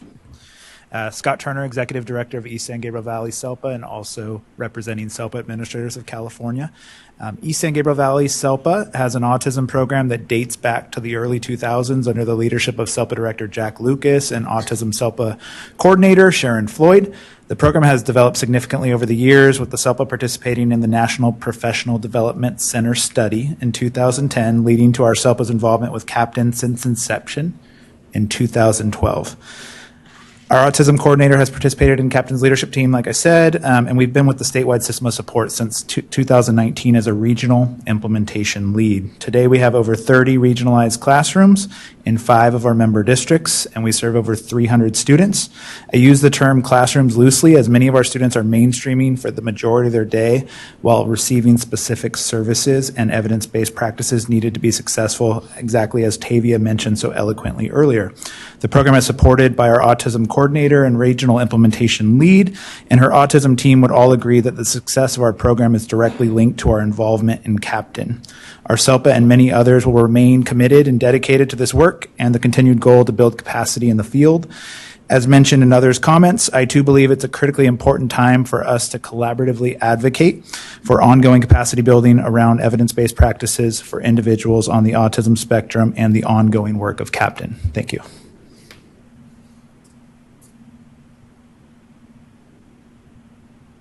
Are there any online comments?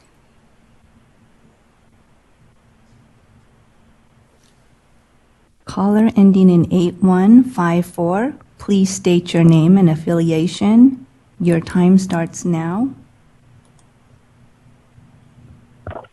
Good afternoon. I'm Alison Salter-Bauman, a special education advocate and proud mum of a 10-year-old with autism. Captain is, to me, a lifeline, and I absolutely want to see its funding renewed for all of these 1 in 22 students in California with autism. I contacted Anne England last year because my son was struggling with reading comprehension, making friends, and being included. I was overwhelmed. If you don't have reading comprehension, you don't have an education. Anne swept into action. Within days, I had the latest research findings on teaching reading comprehension. I was training myself online in evidence-based teaching practices for autism and connecting my son's school with SELPA Captain people to review best practices. While researchers and educators don't know all the answers yet on reading comprehension for autism, I can still now go into IEP meetings for my son and other students, knowing I have all the latest information, calm and empowered to ask the right questions, suggest new strategies from social stories to task analysis, and help them to build better, much better IEPs. Autism families are on daunting journeys through education, community services, and healthcare to give our children a foundation for a fulfilling, self-directed life. We're at a critical time now in California with autism. Please resume funding Captain to help us navigate this stressful journey. Thank you.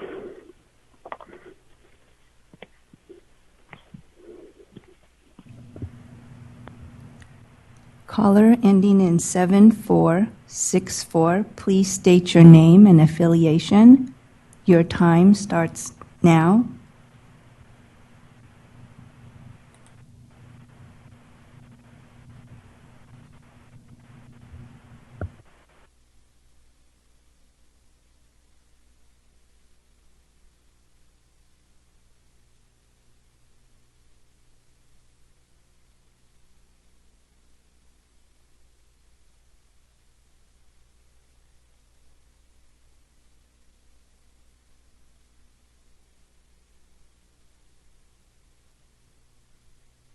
Caller, are you there?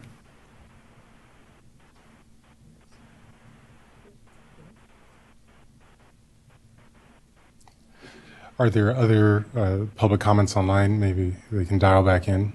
Okay, yes, there is.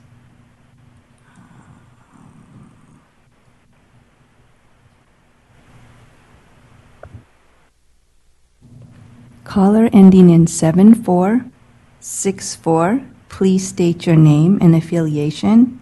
Your time starts now.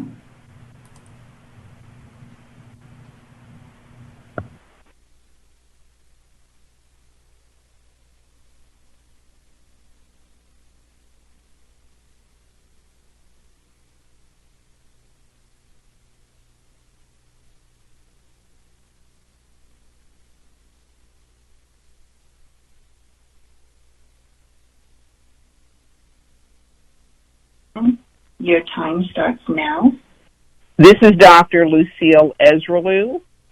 I am Senior Psychologist Supervisor for the California Department of Developmental Services. We value Captain as an exemplar of collaboration and particularly appreciate the unswerving dedication that the members of the cadre and leadership. Now. This is Dr. Lucille Ezralou. I am Senior Psychologist Supervisor for the California Department of Developmental Services. We value Captain as an exemplar of collaboration and particularly appreciate the unswerving dedication that the members of the cadre and leadership provide in terms of advancing psychologist supervisor for the California Department of Developmental Services. We value. It appears we're having a technological issue, so. And particularly appreciate the unswerving dedication that the members of the cadre and leadership provide in terms of advancing best practices, evidence-based practices. Thank you. Your time ends.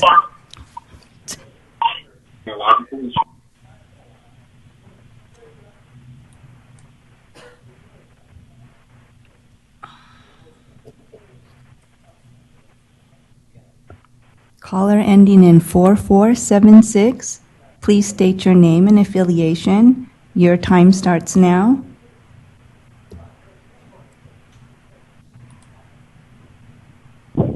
Hello, this is Veronica Coates, Assistant Superintendent of Tehama County SELPA, also a part of the SELPA Association executive team. just calling to send my strong support in for Captain. We are one of the original regional implementation leads, and in fact, our lead is also the original APERS trainers, and we're one of the few in the very, very far north of the state that can provide that training and support to our very, very rural districts who often don't have the support of expertise or even a special education director at their site.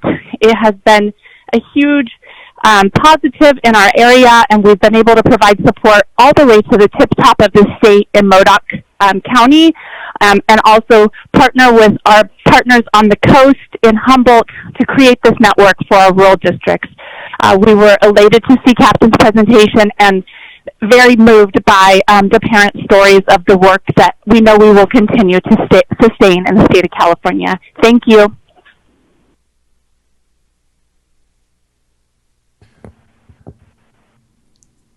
Caller ending in 0728, please state your name and affiliation. Your time starts now.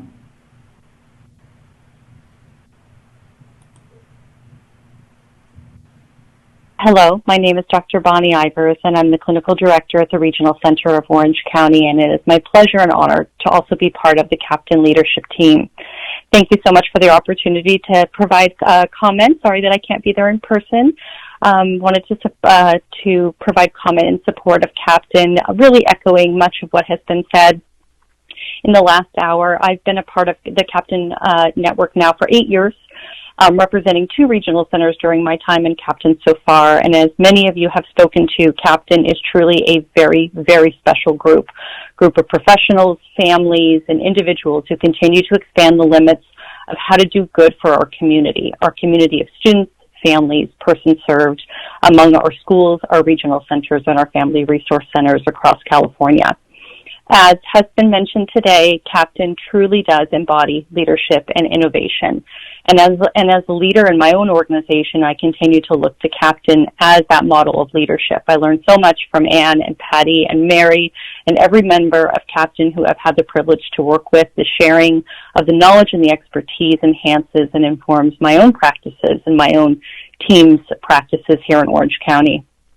I continue to be impressed by the spirit of this group, the out-of-the-box thinking, the fearless efforts, and the creative talents of every single member of Captain through the years. You know, when the pandemic happened, even in these very, very early weeks of the state shutdown in 2020, this group, Captain, was one of the absolute first to draw the roadmap for how we were to continue to support our students and persons served when virtual was all we had. There were no instructions, as everyone knows, no instructions for anyone, no roadmap, no directions, but that didn't stop this group.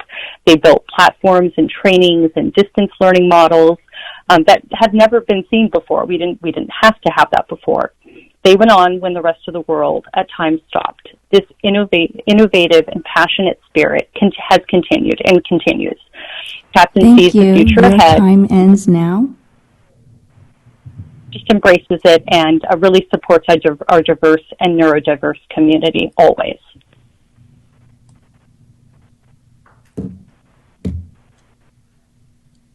Caller ending in 2277, please state your name and affiliation. Your time starts now.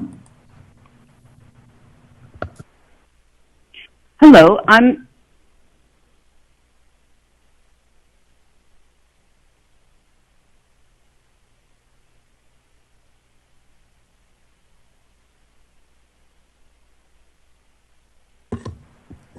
Caller, are you there? Hello. Yes, I'm Laura Hall, and I am the chair of the Department of Special Education at San Diego State University. And I've had the pleasure of being on the executive leadership team and as a cadre member.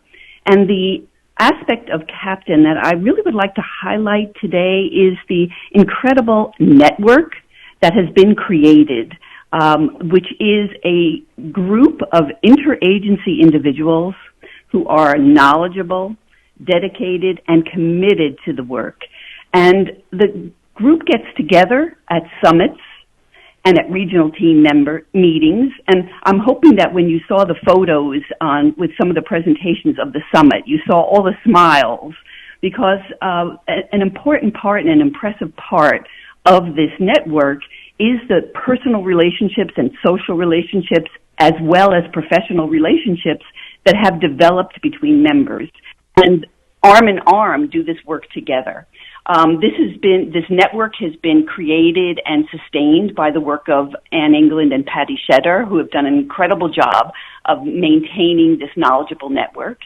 And I would be concerned about that going away. I think that what you might have is a splintering of activities throughout the state of California, people that are going to stay together and work together, but without support from the state to maintain Captain, we might be in a position that 5 years from now we would say, can you imagine an interagency, intercollaborative group around the state that was working towards this Your mission? time ends now. Thank you.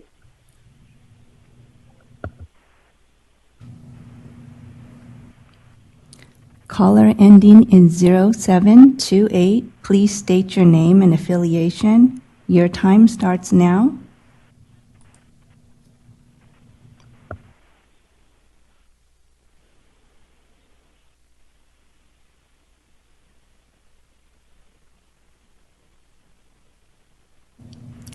Caller, are you there?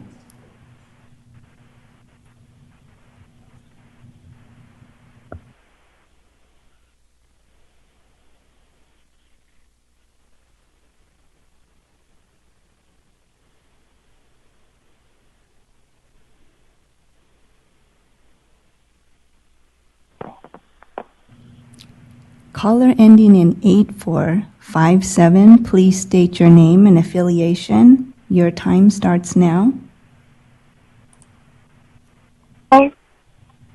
Hello, my name is Rika Yamamoto. I'm from Palo Alto, CA. I'm currently a chair of Palo Alto Community Advice Committee for Special Education. I've been honored to working with Ann, and we've been partnering, and I was pleased to find out the Captain is almost like only one organization who can support in local multi-agencies, which include parents and as well as school districts. So I hope that there's Captain presentation like today. It can inspire the CDE to fund the Captain ongoing grant. Thank you.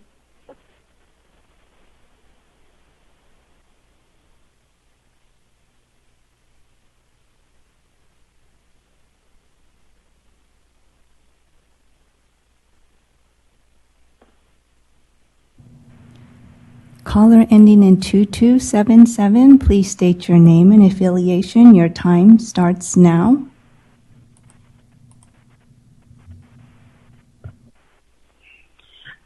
Hello, this is Laura Hall from San Diego State University, and I believe I already spoke. Are you able to hear me? Yes, we can. I was speaking about the network and highlighting the network. Did you hear my previous comments about the importance of keeping the network together? Yes, we did. But unfortunately, our public comments are limited to 2 minutes, and I believe your time ended at the last time, so we're not able to continue the conversation. But we appreciate your input, and I would share with any callers who may have had technical difficulty, please feel free to call back in our subsequent section for public comments. Alternatively, you can email your comments to ACSE at cde.ca.gov.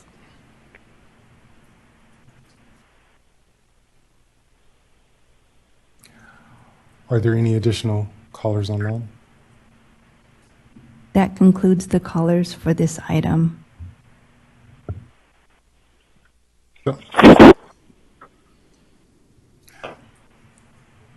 Thank you, everyone, again, for the presentation and the information, and we will continue to support the work in the best ways that we can. Thank you. So moving on to our next agenda item, it is time to hear from the Goal Committee in terms of our recommendations and the deliberations of the committee. Thank you, and thanks for everyone for hanging in there. We're almost done. I'm stretching a little bit as I talk. I'm honored to speak on behalf of my co-chair, Don Hamilton, and the other members of the Goal Award Committee to remind you all what we are doing. The Goal Award is meant to highlight the best practices of what is working in California for students with disabilities. And in that effort, we ACSE recognizes exemplary educational programs that result in positive outcomes for students with disabilities in California. The Goal Award was established by ACSE with the financial support from Hollywood producer Brian Grazer and his family. I believe it was over 10 years ago now. And with his family's help, we created the Grazer Outstanding Achievement and Learning Award, which has a nice acronym of GOAL. We recognize these innovative and replicable programs with a monetary award, and we hope by doing so we encourage the implementation of these programs throughout California. We received applications I think the end of last month, and programs were judged based on the Goal Award scoring rubric, which including demonstrating success for students with disabilities, incorporating innovative or highly effective design elements, being easily replicable and sustainable, establishing connection with stakeholders, and overall effectiveness in serving students with disabilities. We would like to thank all the programs that applied this year. We know it's a lot of work, not only the work you're already doing, but to pull together the information and present it to us is extra work from your staff, and we really appreciate your time and effort. We were excited to see some very creative and impactful measures that these programs have implemented for their students with disabilities. I'm making it suspenseful. So we'll announce the winner after I review some more boring procedural matters that we had to cover as well this morning. But before we do, I also wanted to note that for those applicants who were not selected for this year's award, or even in previous applicants from previous years, we welcome a reapplication as well for next year. So in that vein, the first item I wanted to go over that we discussed was we would like to return for the 2023-24 Goal Award. We'd like to return to the timeline that we usually followed, which was to announce a winner at our April ACSE meeting. And so I think at our August meeting, we'll ask for a specific timeline to get approved. But we would like to also mention that we would like to have at least a minimum of 2 months for the application to be available, that it's announced and applications are available, to give programs more time to see, if they fit and allow them an opportunity to present their application to us. We also want to make sure that we get announcements out, including, even if it's just a mention in the Special Ed newsletter, to maybe a link to our Goal webpage, and stay tuned for the updated application, that sort of thing.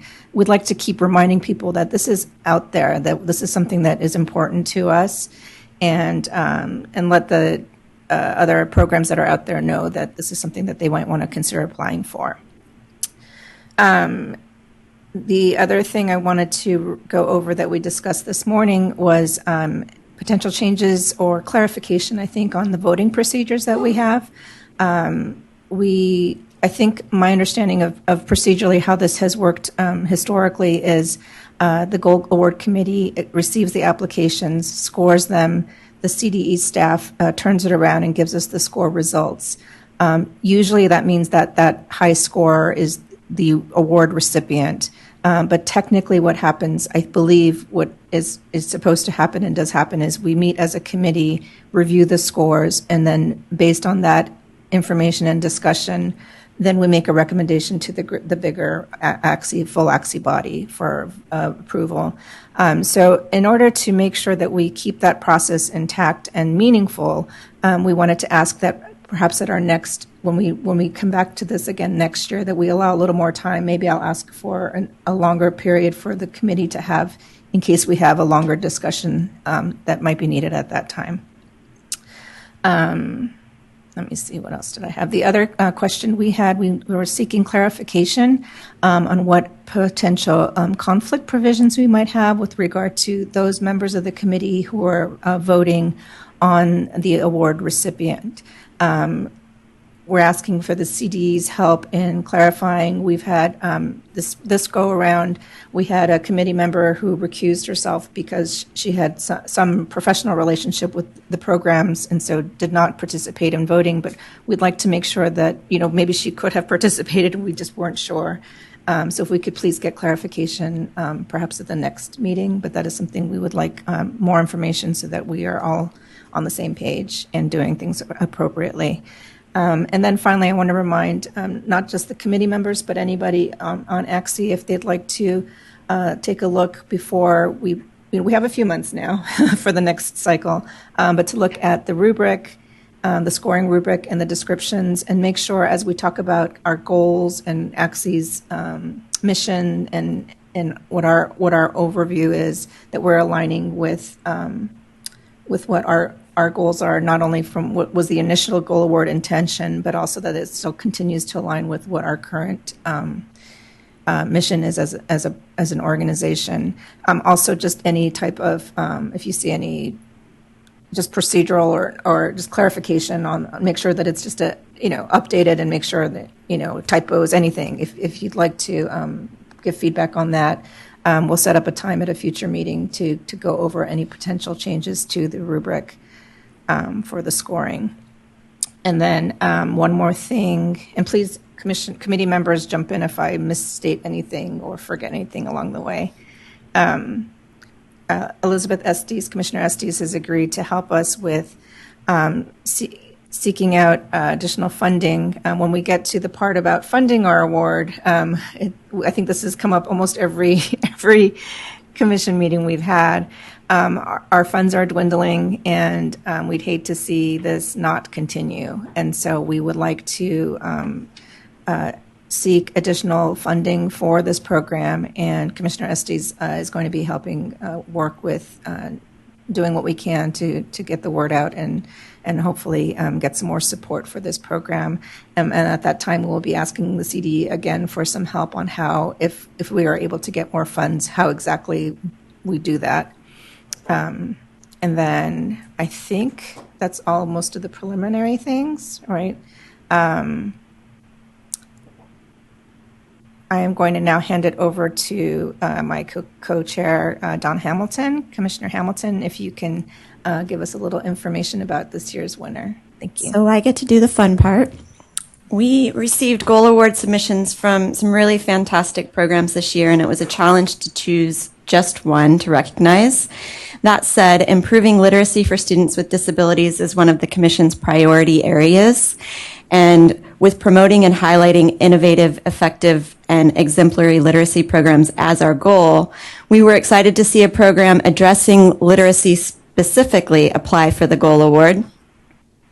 The Goal Award Committee is unanimously recommending San Bernardino City Unified School District's Dyslexia Matters, Making the Invisible Visible program as the recipient of the 2022-23 Goal Award.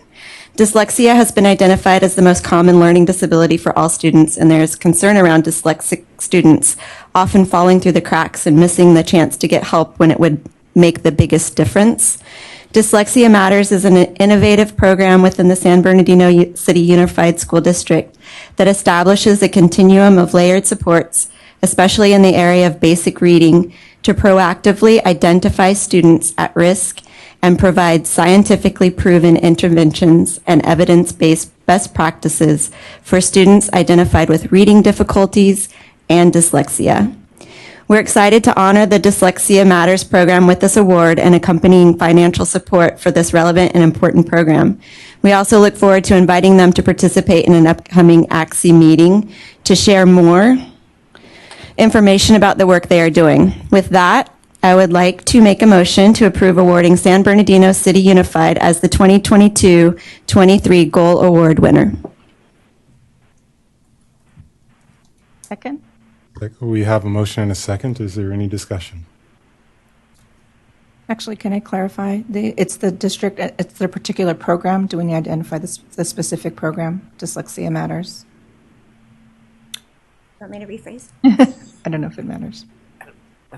I don't think it matters. I mean, we're going to award based on that application, so, yeah. So we have a motion and a second. Is there any additional discussion?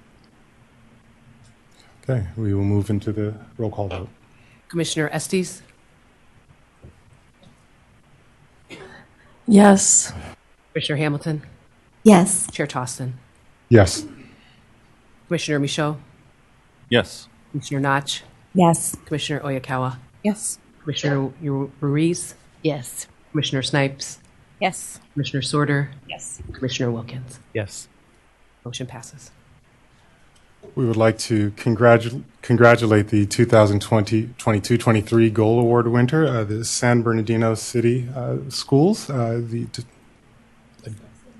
Dyslexia Matters program. We look forward to your presentation at our October meeting.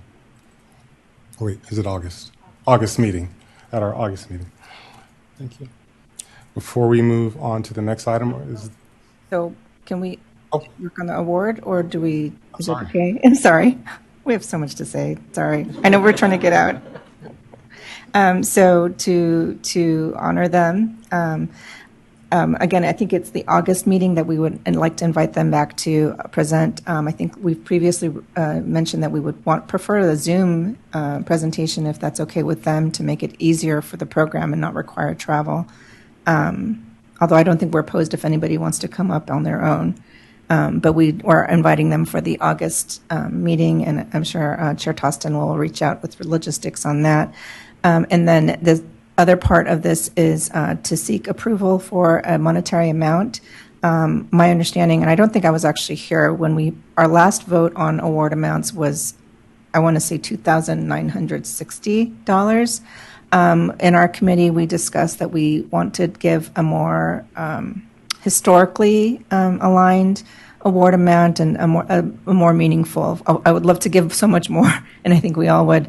Our current balance is still very small, and so because we don't know what kind of future funding we might have, we would like to be able to award $5,000. That would give us for this year and allow us to make the same award next year. After that, we would not have enough to continue, so we would try to seek funding for that. But that's where we are, and we would like to make a motion to award $5,000 to this year's Goal Award recipient, and I'd like to make a motion to approve that, please. So we have a motion. Second. And a second. So quick point of discussion. In the past, the decision to set the award amount at the $2,900 figure was a commission motion. It's not codified in bylaws nor anywhere else. So we are able to adjust that amount as we see fit each year. And so I just wanted to, for anyone who participated in the previous conversation, make sure we're all on the same page in terms of our discretion related to this matter. And I would just add that in our discussion today, I know previously we were really trying to stretch to be able to continue this award for many future years, but with such a small amount, we felt reverting back to the standard of $5,000, which we've done previously, is more meaningful, and we would like to exert some effort to try to get additional funding to continue the award in the future and focus on this year and giving something that we feel would be meaningful to the program. Absolutely. So any additional discussion? So it's been moved, seconded. We have had our conversations. We'll move into the vote. Commissioner Estes? Yes. Commissioner Hamilton? Yes. Chair Toston? Yes. Commissioner Michaud? Yes. Commissioner Notch? Yes. Commissioner Oyakawa? Yes. Commissioner Ruiz? Yes. Commissioner Snipes? Yes. Commissioner Sorter? Yes. Commissioner Wilkins? Yes. Motion passes. Thank you. And one last aspect that we added this year, our committee, we discussed this this morning, and we actually started a discussion on our last meeting, but we would like to do something a little different this year to really highlight and really celebrate the winner. So we would like to, what our goal, I like to use that word, our goal is to have an ACSE member or two actually attend a board meeting, a local board meeting for the winner, where they can present, we're hoping to present a plaque in recognition and to celebrate the program in kind of their hometown. This is something that I don't think has been done before, but we all thought it would be a nice gesture to show our appreciation and recognition and to allow them a chance to really shine in their community. And so procedurally, since we don't think this has been done before, we are seeking permission and guidance on how we can do this. We would like to, one, have a plaque created. And we don't know if ACSE has our own funds to create a plaque. If so, we were going to seek, Commissioner Snipes was going to help us try to get one made locally. And we would seek a maximum budget of $300.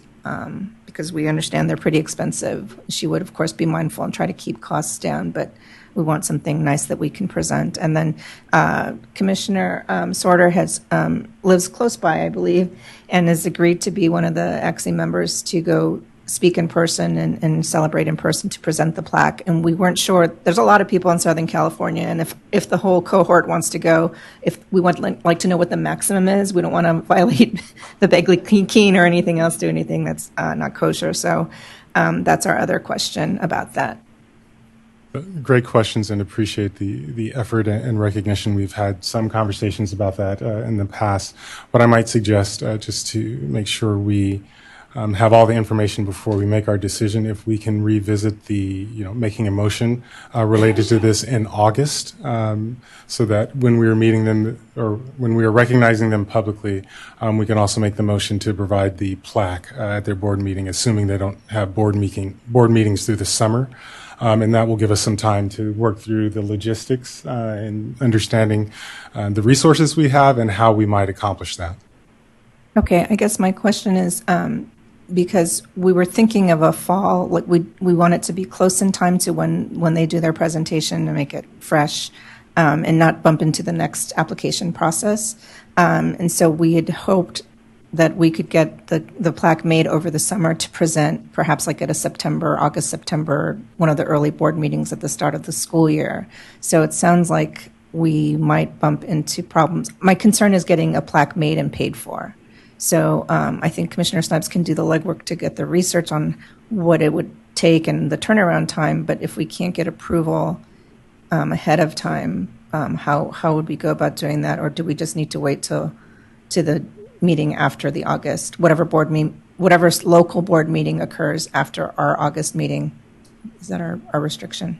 Well, so just recognizing this is a new concept for us or a new approach. What I want to avoid, we've talked about some of the challenges with just the public system in terms of reimbursing. So before anyone puts out resources, would at least like to have the understanding of, is there a process for reimbursement? And so we can still choose to do that on our own volition, but I'd feel more comfortable as a commission in knowing what's possible before we make commitments that we may not be able to reimburse just procedurally.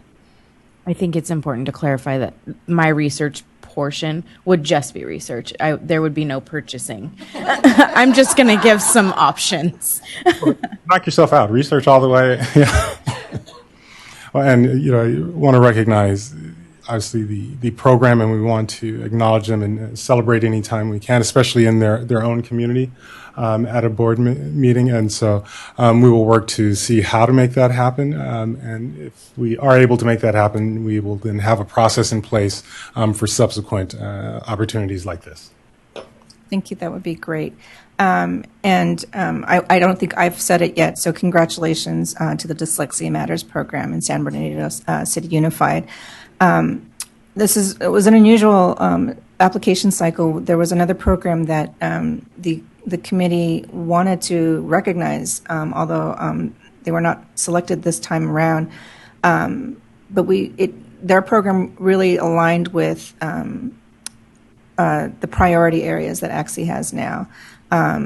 One of which is to enhance the social, emotional, mental, and behavioral health services and improve the efficacy of social, emotional, mental, and behavioral health supports and services across the continuum. And so in that regard, one of our applicants was the BACES, if I'm pronouncing their acronym right, the BACES program, which is run through the Mount Diablo Unified School District and Contra Costa County Children's Behavioral Health Services. They have a collaborative that provides itinerant mental health support services in the schools and through their special ed classes.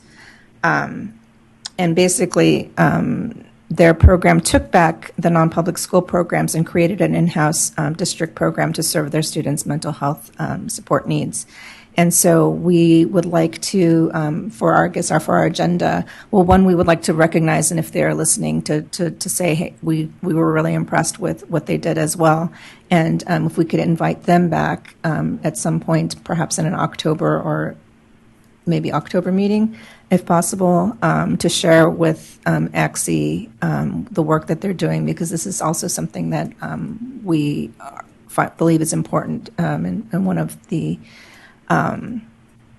priority areas for ACSE. And so they came to us and we'd like to share them with everyone else. So that was my last part. Okay. Thank you. Well, and I want to thank the Goal Committee for all of their deliberation and thoughtfulness around this. And as you were sharing, Commissioner Oyakawa, it made me think, as we were looking for additional funds, that is one way, a contribution. Alternatively, and I'm glad, Scott, I'm glad you're back in the room. There may be opportunities for us to partner with some of our statewide organizations and nonprofits who may have more efficiency in terms of providing awards or sponsoring awards in partnership with ACSE, because our challenge will always be the back-end administrative components, just by the nature of the body that we are. And so State SELPA, SECO, CASHA, CARS, anyone who's on the line and is a nonprofit, Coalition for Adequate Funding in Special Ed, we'd be interested in discussing a partnership where, maybe not a statewide sponsors recognition that aligns with ACSE's priorities, and we can leverage our platform to recognize and leverage the resources of a nonprofit who would be able to make commitments, maybe multi-year commitments with us, and establish a different type of award, which we've been working on for a number of years. That's not to dissuade any of our very rich friends in California or affluent friends who are willing to sacrifice to support special education. But if the pandemic has taught us anything, it is let's think differently and maybe be more expansive in the opportunities we consider, so we can do so efficiently and with a little bit more ease on everyone's part. Thank you. So any public comments in the room? No one wants to brush up and commit funds? If I could ask for the slide online.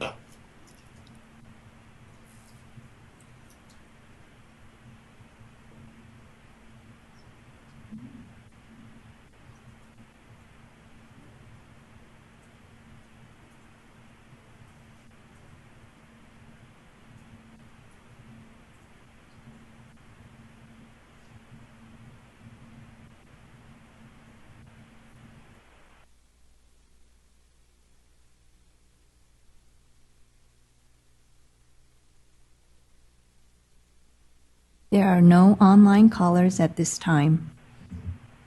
Well, thank you. So we will move into our next item, agenda building. And so as we go into our conversation related to future agendas for ACSE, I want to be transparent. Haven't had an opportunity to talk with Vice Chair Groff yet, but I did want to propose a potential shift in our structure. Just lessons learned throughout the year, and certainly this last meeting. This last meeting, we were scheduled to begin at 8 o'clock on the first day with committee meetings until 10 o'clock, and then the commission began, and then we run through our second day. What I'd like to propose is if we start at 10 o'clock on day one, that may alleviate some of the travel burden that commissioners face. In terms of Southwest flights for those coming up north, it would allow for flying up the day of day one, and so reduce time away from our commitments in our community and in our homes. Starting at 10 o'clock, if we create blocks or sessions of 45 minutes, over the 2 days, that allows us 6 sessions where we can hear content as well as have our committee conversations, as well as all of the various reports. And if everything breaks perfectly, we would be able to adjourn tentatively our second day meeting at around 2:30, 3 p.m. We obviously would have the opportunity to flex that to accommodate longer sessions, but this would allow us to have a cadence of 2 sessions in the morning, break at lunch, 2 sessions in the afternoon, break in between there, and allow for sufficient time for the administrivia and public comments and reporting out. So I just wanted to see if there are any, and I know you haven't been able to see it in great detail. It's just the madness of my mind on paper right now.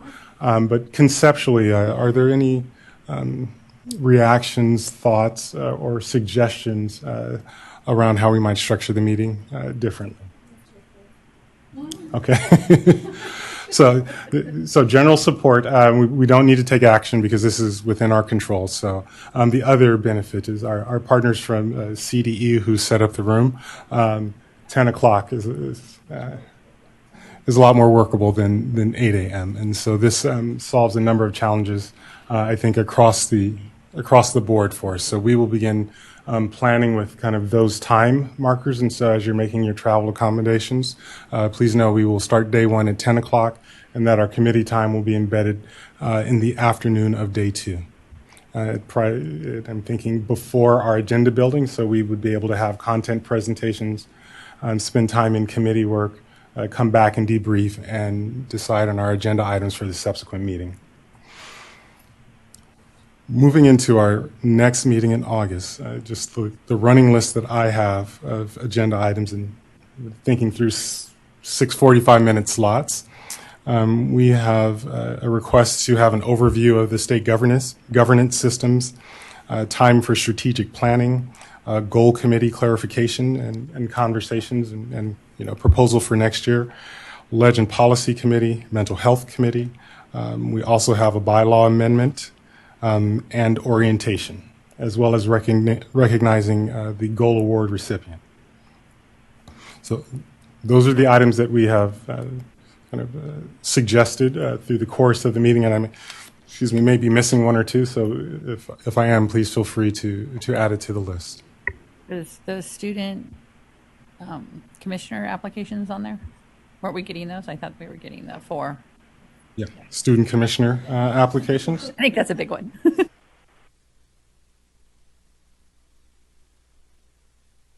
So the best laid plans, I don't know. So we have a number of items. Are there other items that I did not have on my list or that we would want to suggest for future agendas or for our August agenda? Commissioner Snipes?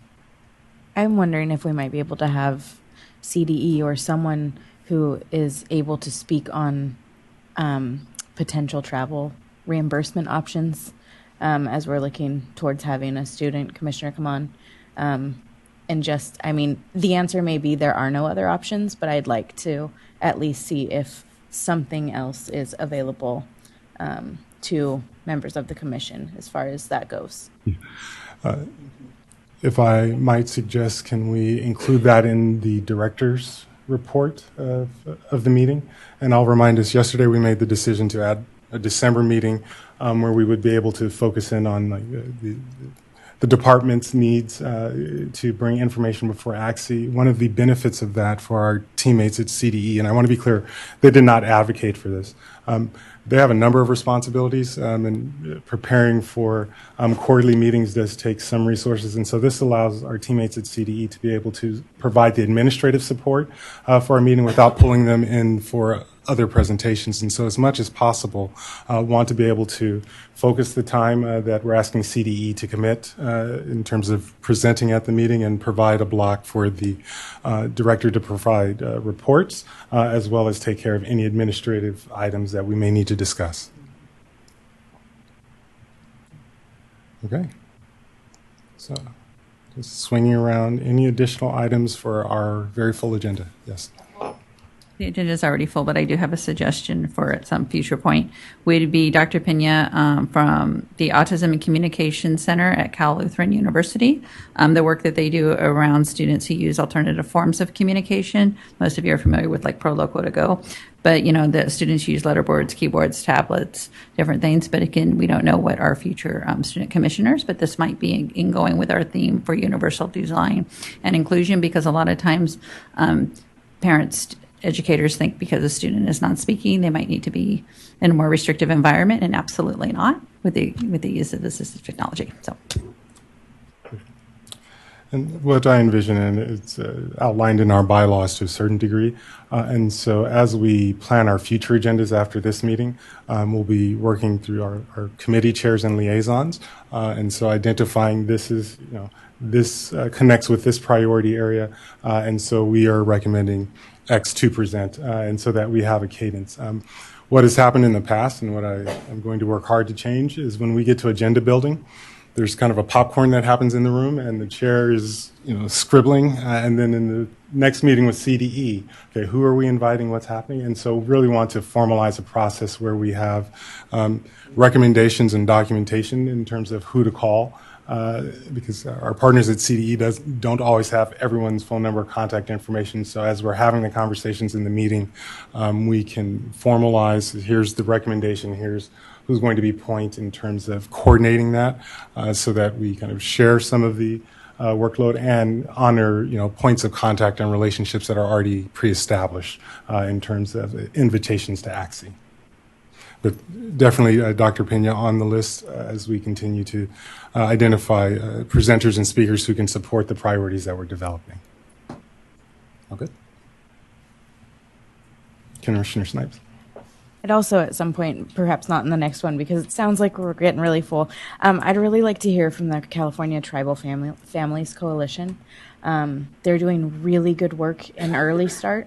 And I think that really touches on our inclusion and equity priority, and it would be great for us to have some tribal representation come and present to us. I've gotten to work with them just a tiny, tiny bit, and the work that's being done is amazing, so I'd love to hear more from them. So at our next meeting, as we begin planning the rest of the year, what I hope to be able to develop is, like I said, we have 5 meetings, and our December meeting focused on the work of the department. If we know the number of slots, almost like an editorial calendar, here, you know, we would like to hear from, you know, this person in October, this person in April, this person in February. There's nothing that precludes us from planning our agendas for the entire year with some flexibility early on, so that we give everyone ample time to prepare, but then we also make our work a little bit more efficient in between meetings if we make the commitment up front and plan far in advance. And so we also, just call out, also we talked about wanting to be in greater alignment and in tune with our appointing bodies, and so reserving some space for understanding the priorities that will be happening in their convenings and in their conversations, so that we can also align with the timelines and topics as well. Additional comments, questions? And next meeting we'll have a vice chair as well, so I won't have to swivel nearly as much. Okay, seeing no additional comments from commissioners, I will ask anyone. Oh, please. I didn't have a comment on that, but I do have another idea for the agenda for a future meeting, not August. The Chime Institute has done some great work on inclusive model for self-determined learning project is what it's called, and it's really looking at including self-determination and person-centered planning within the whole gamut from preschool through age of 22, and I think it would be great to invite them and learn more about that.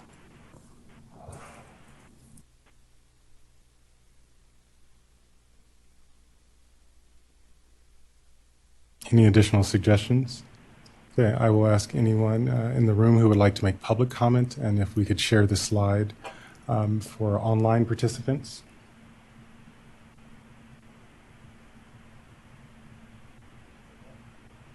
Not general yet, so specific to agenda building. or if anyone would like to make a commitment to sponsor the Goal Award in the future, I mean, just, yeah, again, come on out.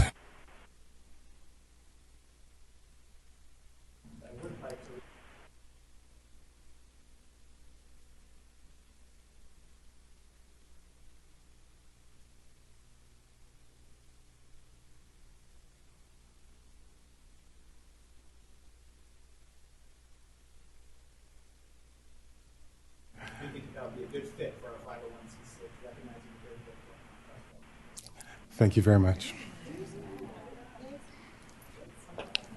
So, Seco, SELPA's on the board. Just we don't have favorites, but we see you, State SELPA.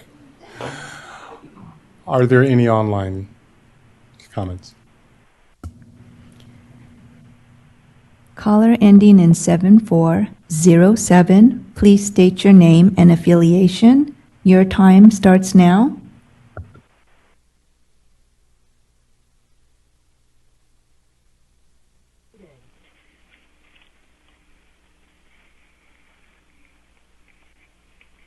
I don't know. Hello? Yes, Are you hearing me?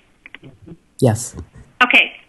This is Judy McKinley calling, and my specific interest is learning disabilities, and I would like to express my appreciation for the Goal Award being given to Dyslexia Matters. The Commission rarely talks about your largest handicapping condition, which is specific learning disabilities, and of course language issues get into that too. I would like to see more time dealing with specific learning disabilities and the students who have those. Thank you.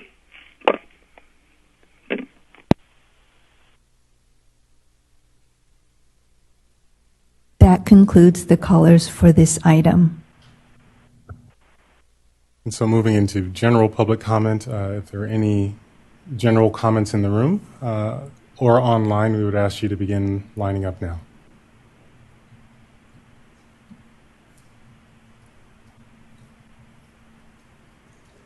Getting my steps in this afternoon. Thank you again, Commissioners. I was not present yesterday because I was actually in our Community Advisory Committee retreat day, but I was able to watch a portion of your agenda, and I heard the news and was aware of the news that was shared with Heather Calamise, so wanted to take my opportunity just to thank you for all the work that you have done over the last few years.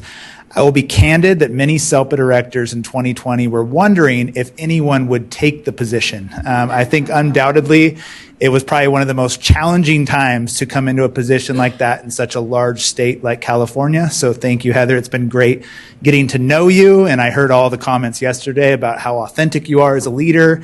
Heather even guest spoke for me a couple times on a couple different opportunities. That's the wonder of Zoom. I hope that connection continues, and I look forward to the work that you're going to do in your new position, and just thank you for everything that you've done. Thank you, Scott. And thank you for being such a great partner in the work from day one. And I do want to do a shameless plug for Scott and his team and an exciting project in terms of the California Early Childhood Special Education Network, or CALPADS. And so the use of our discretionary funds at the department were granted to Scott Selp and his team. And so they are providing leadership and support across agencies across California regarding early childhood special education. So the project is well underway, and we're really excited to learn and to see what's coming out of that. And again, shining the spotlight on a very important area of our work. So just, Scott, thank you so much for everything that you do. Are there any online comments? There are no online callers at this time. Well, Commissioners and public, we have reached the end of our meeting, and so I would like to just take a moment and thank you everyone for the investment of your time and contributions over the last 2 days. And as we move to adjournment, I'd like to just, whatever record we have, I'd like to make a motion to adjourn the meeting in recognition and honor of the work of past Chair Havanya Hayes-White, past Commissioner Michelle Andrus, and current until next week, Special Ed Director Heather Calamise for their contributions to our state and to our students and to the educators and communities that they support. We want to thank them all and wish them well in their continued advocacy on behalf of children. With that, we will conclude our meeting and see everyone in August.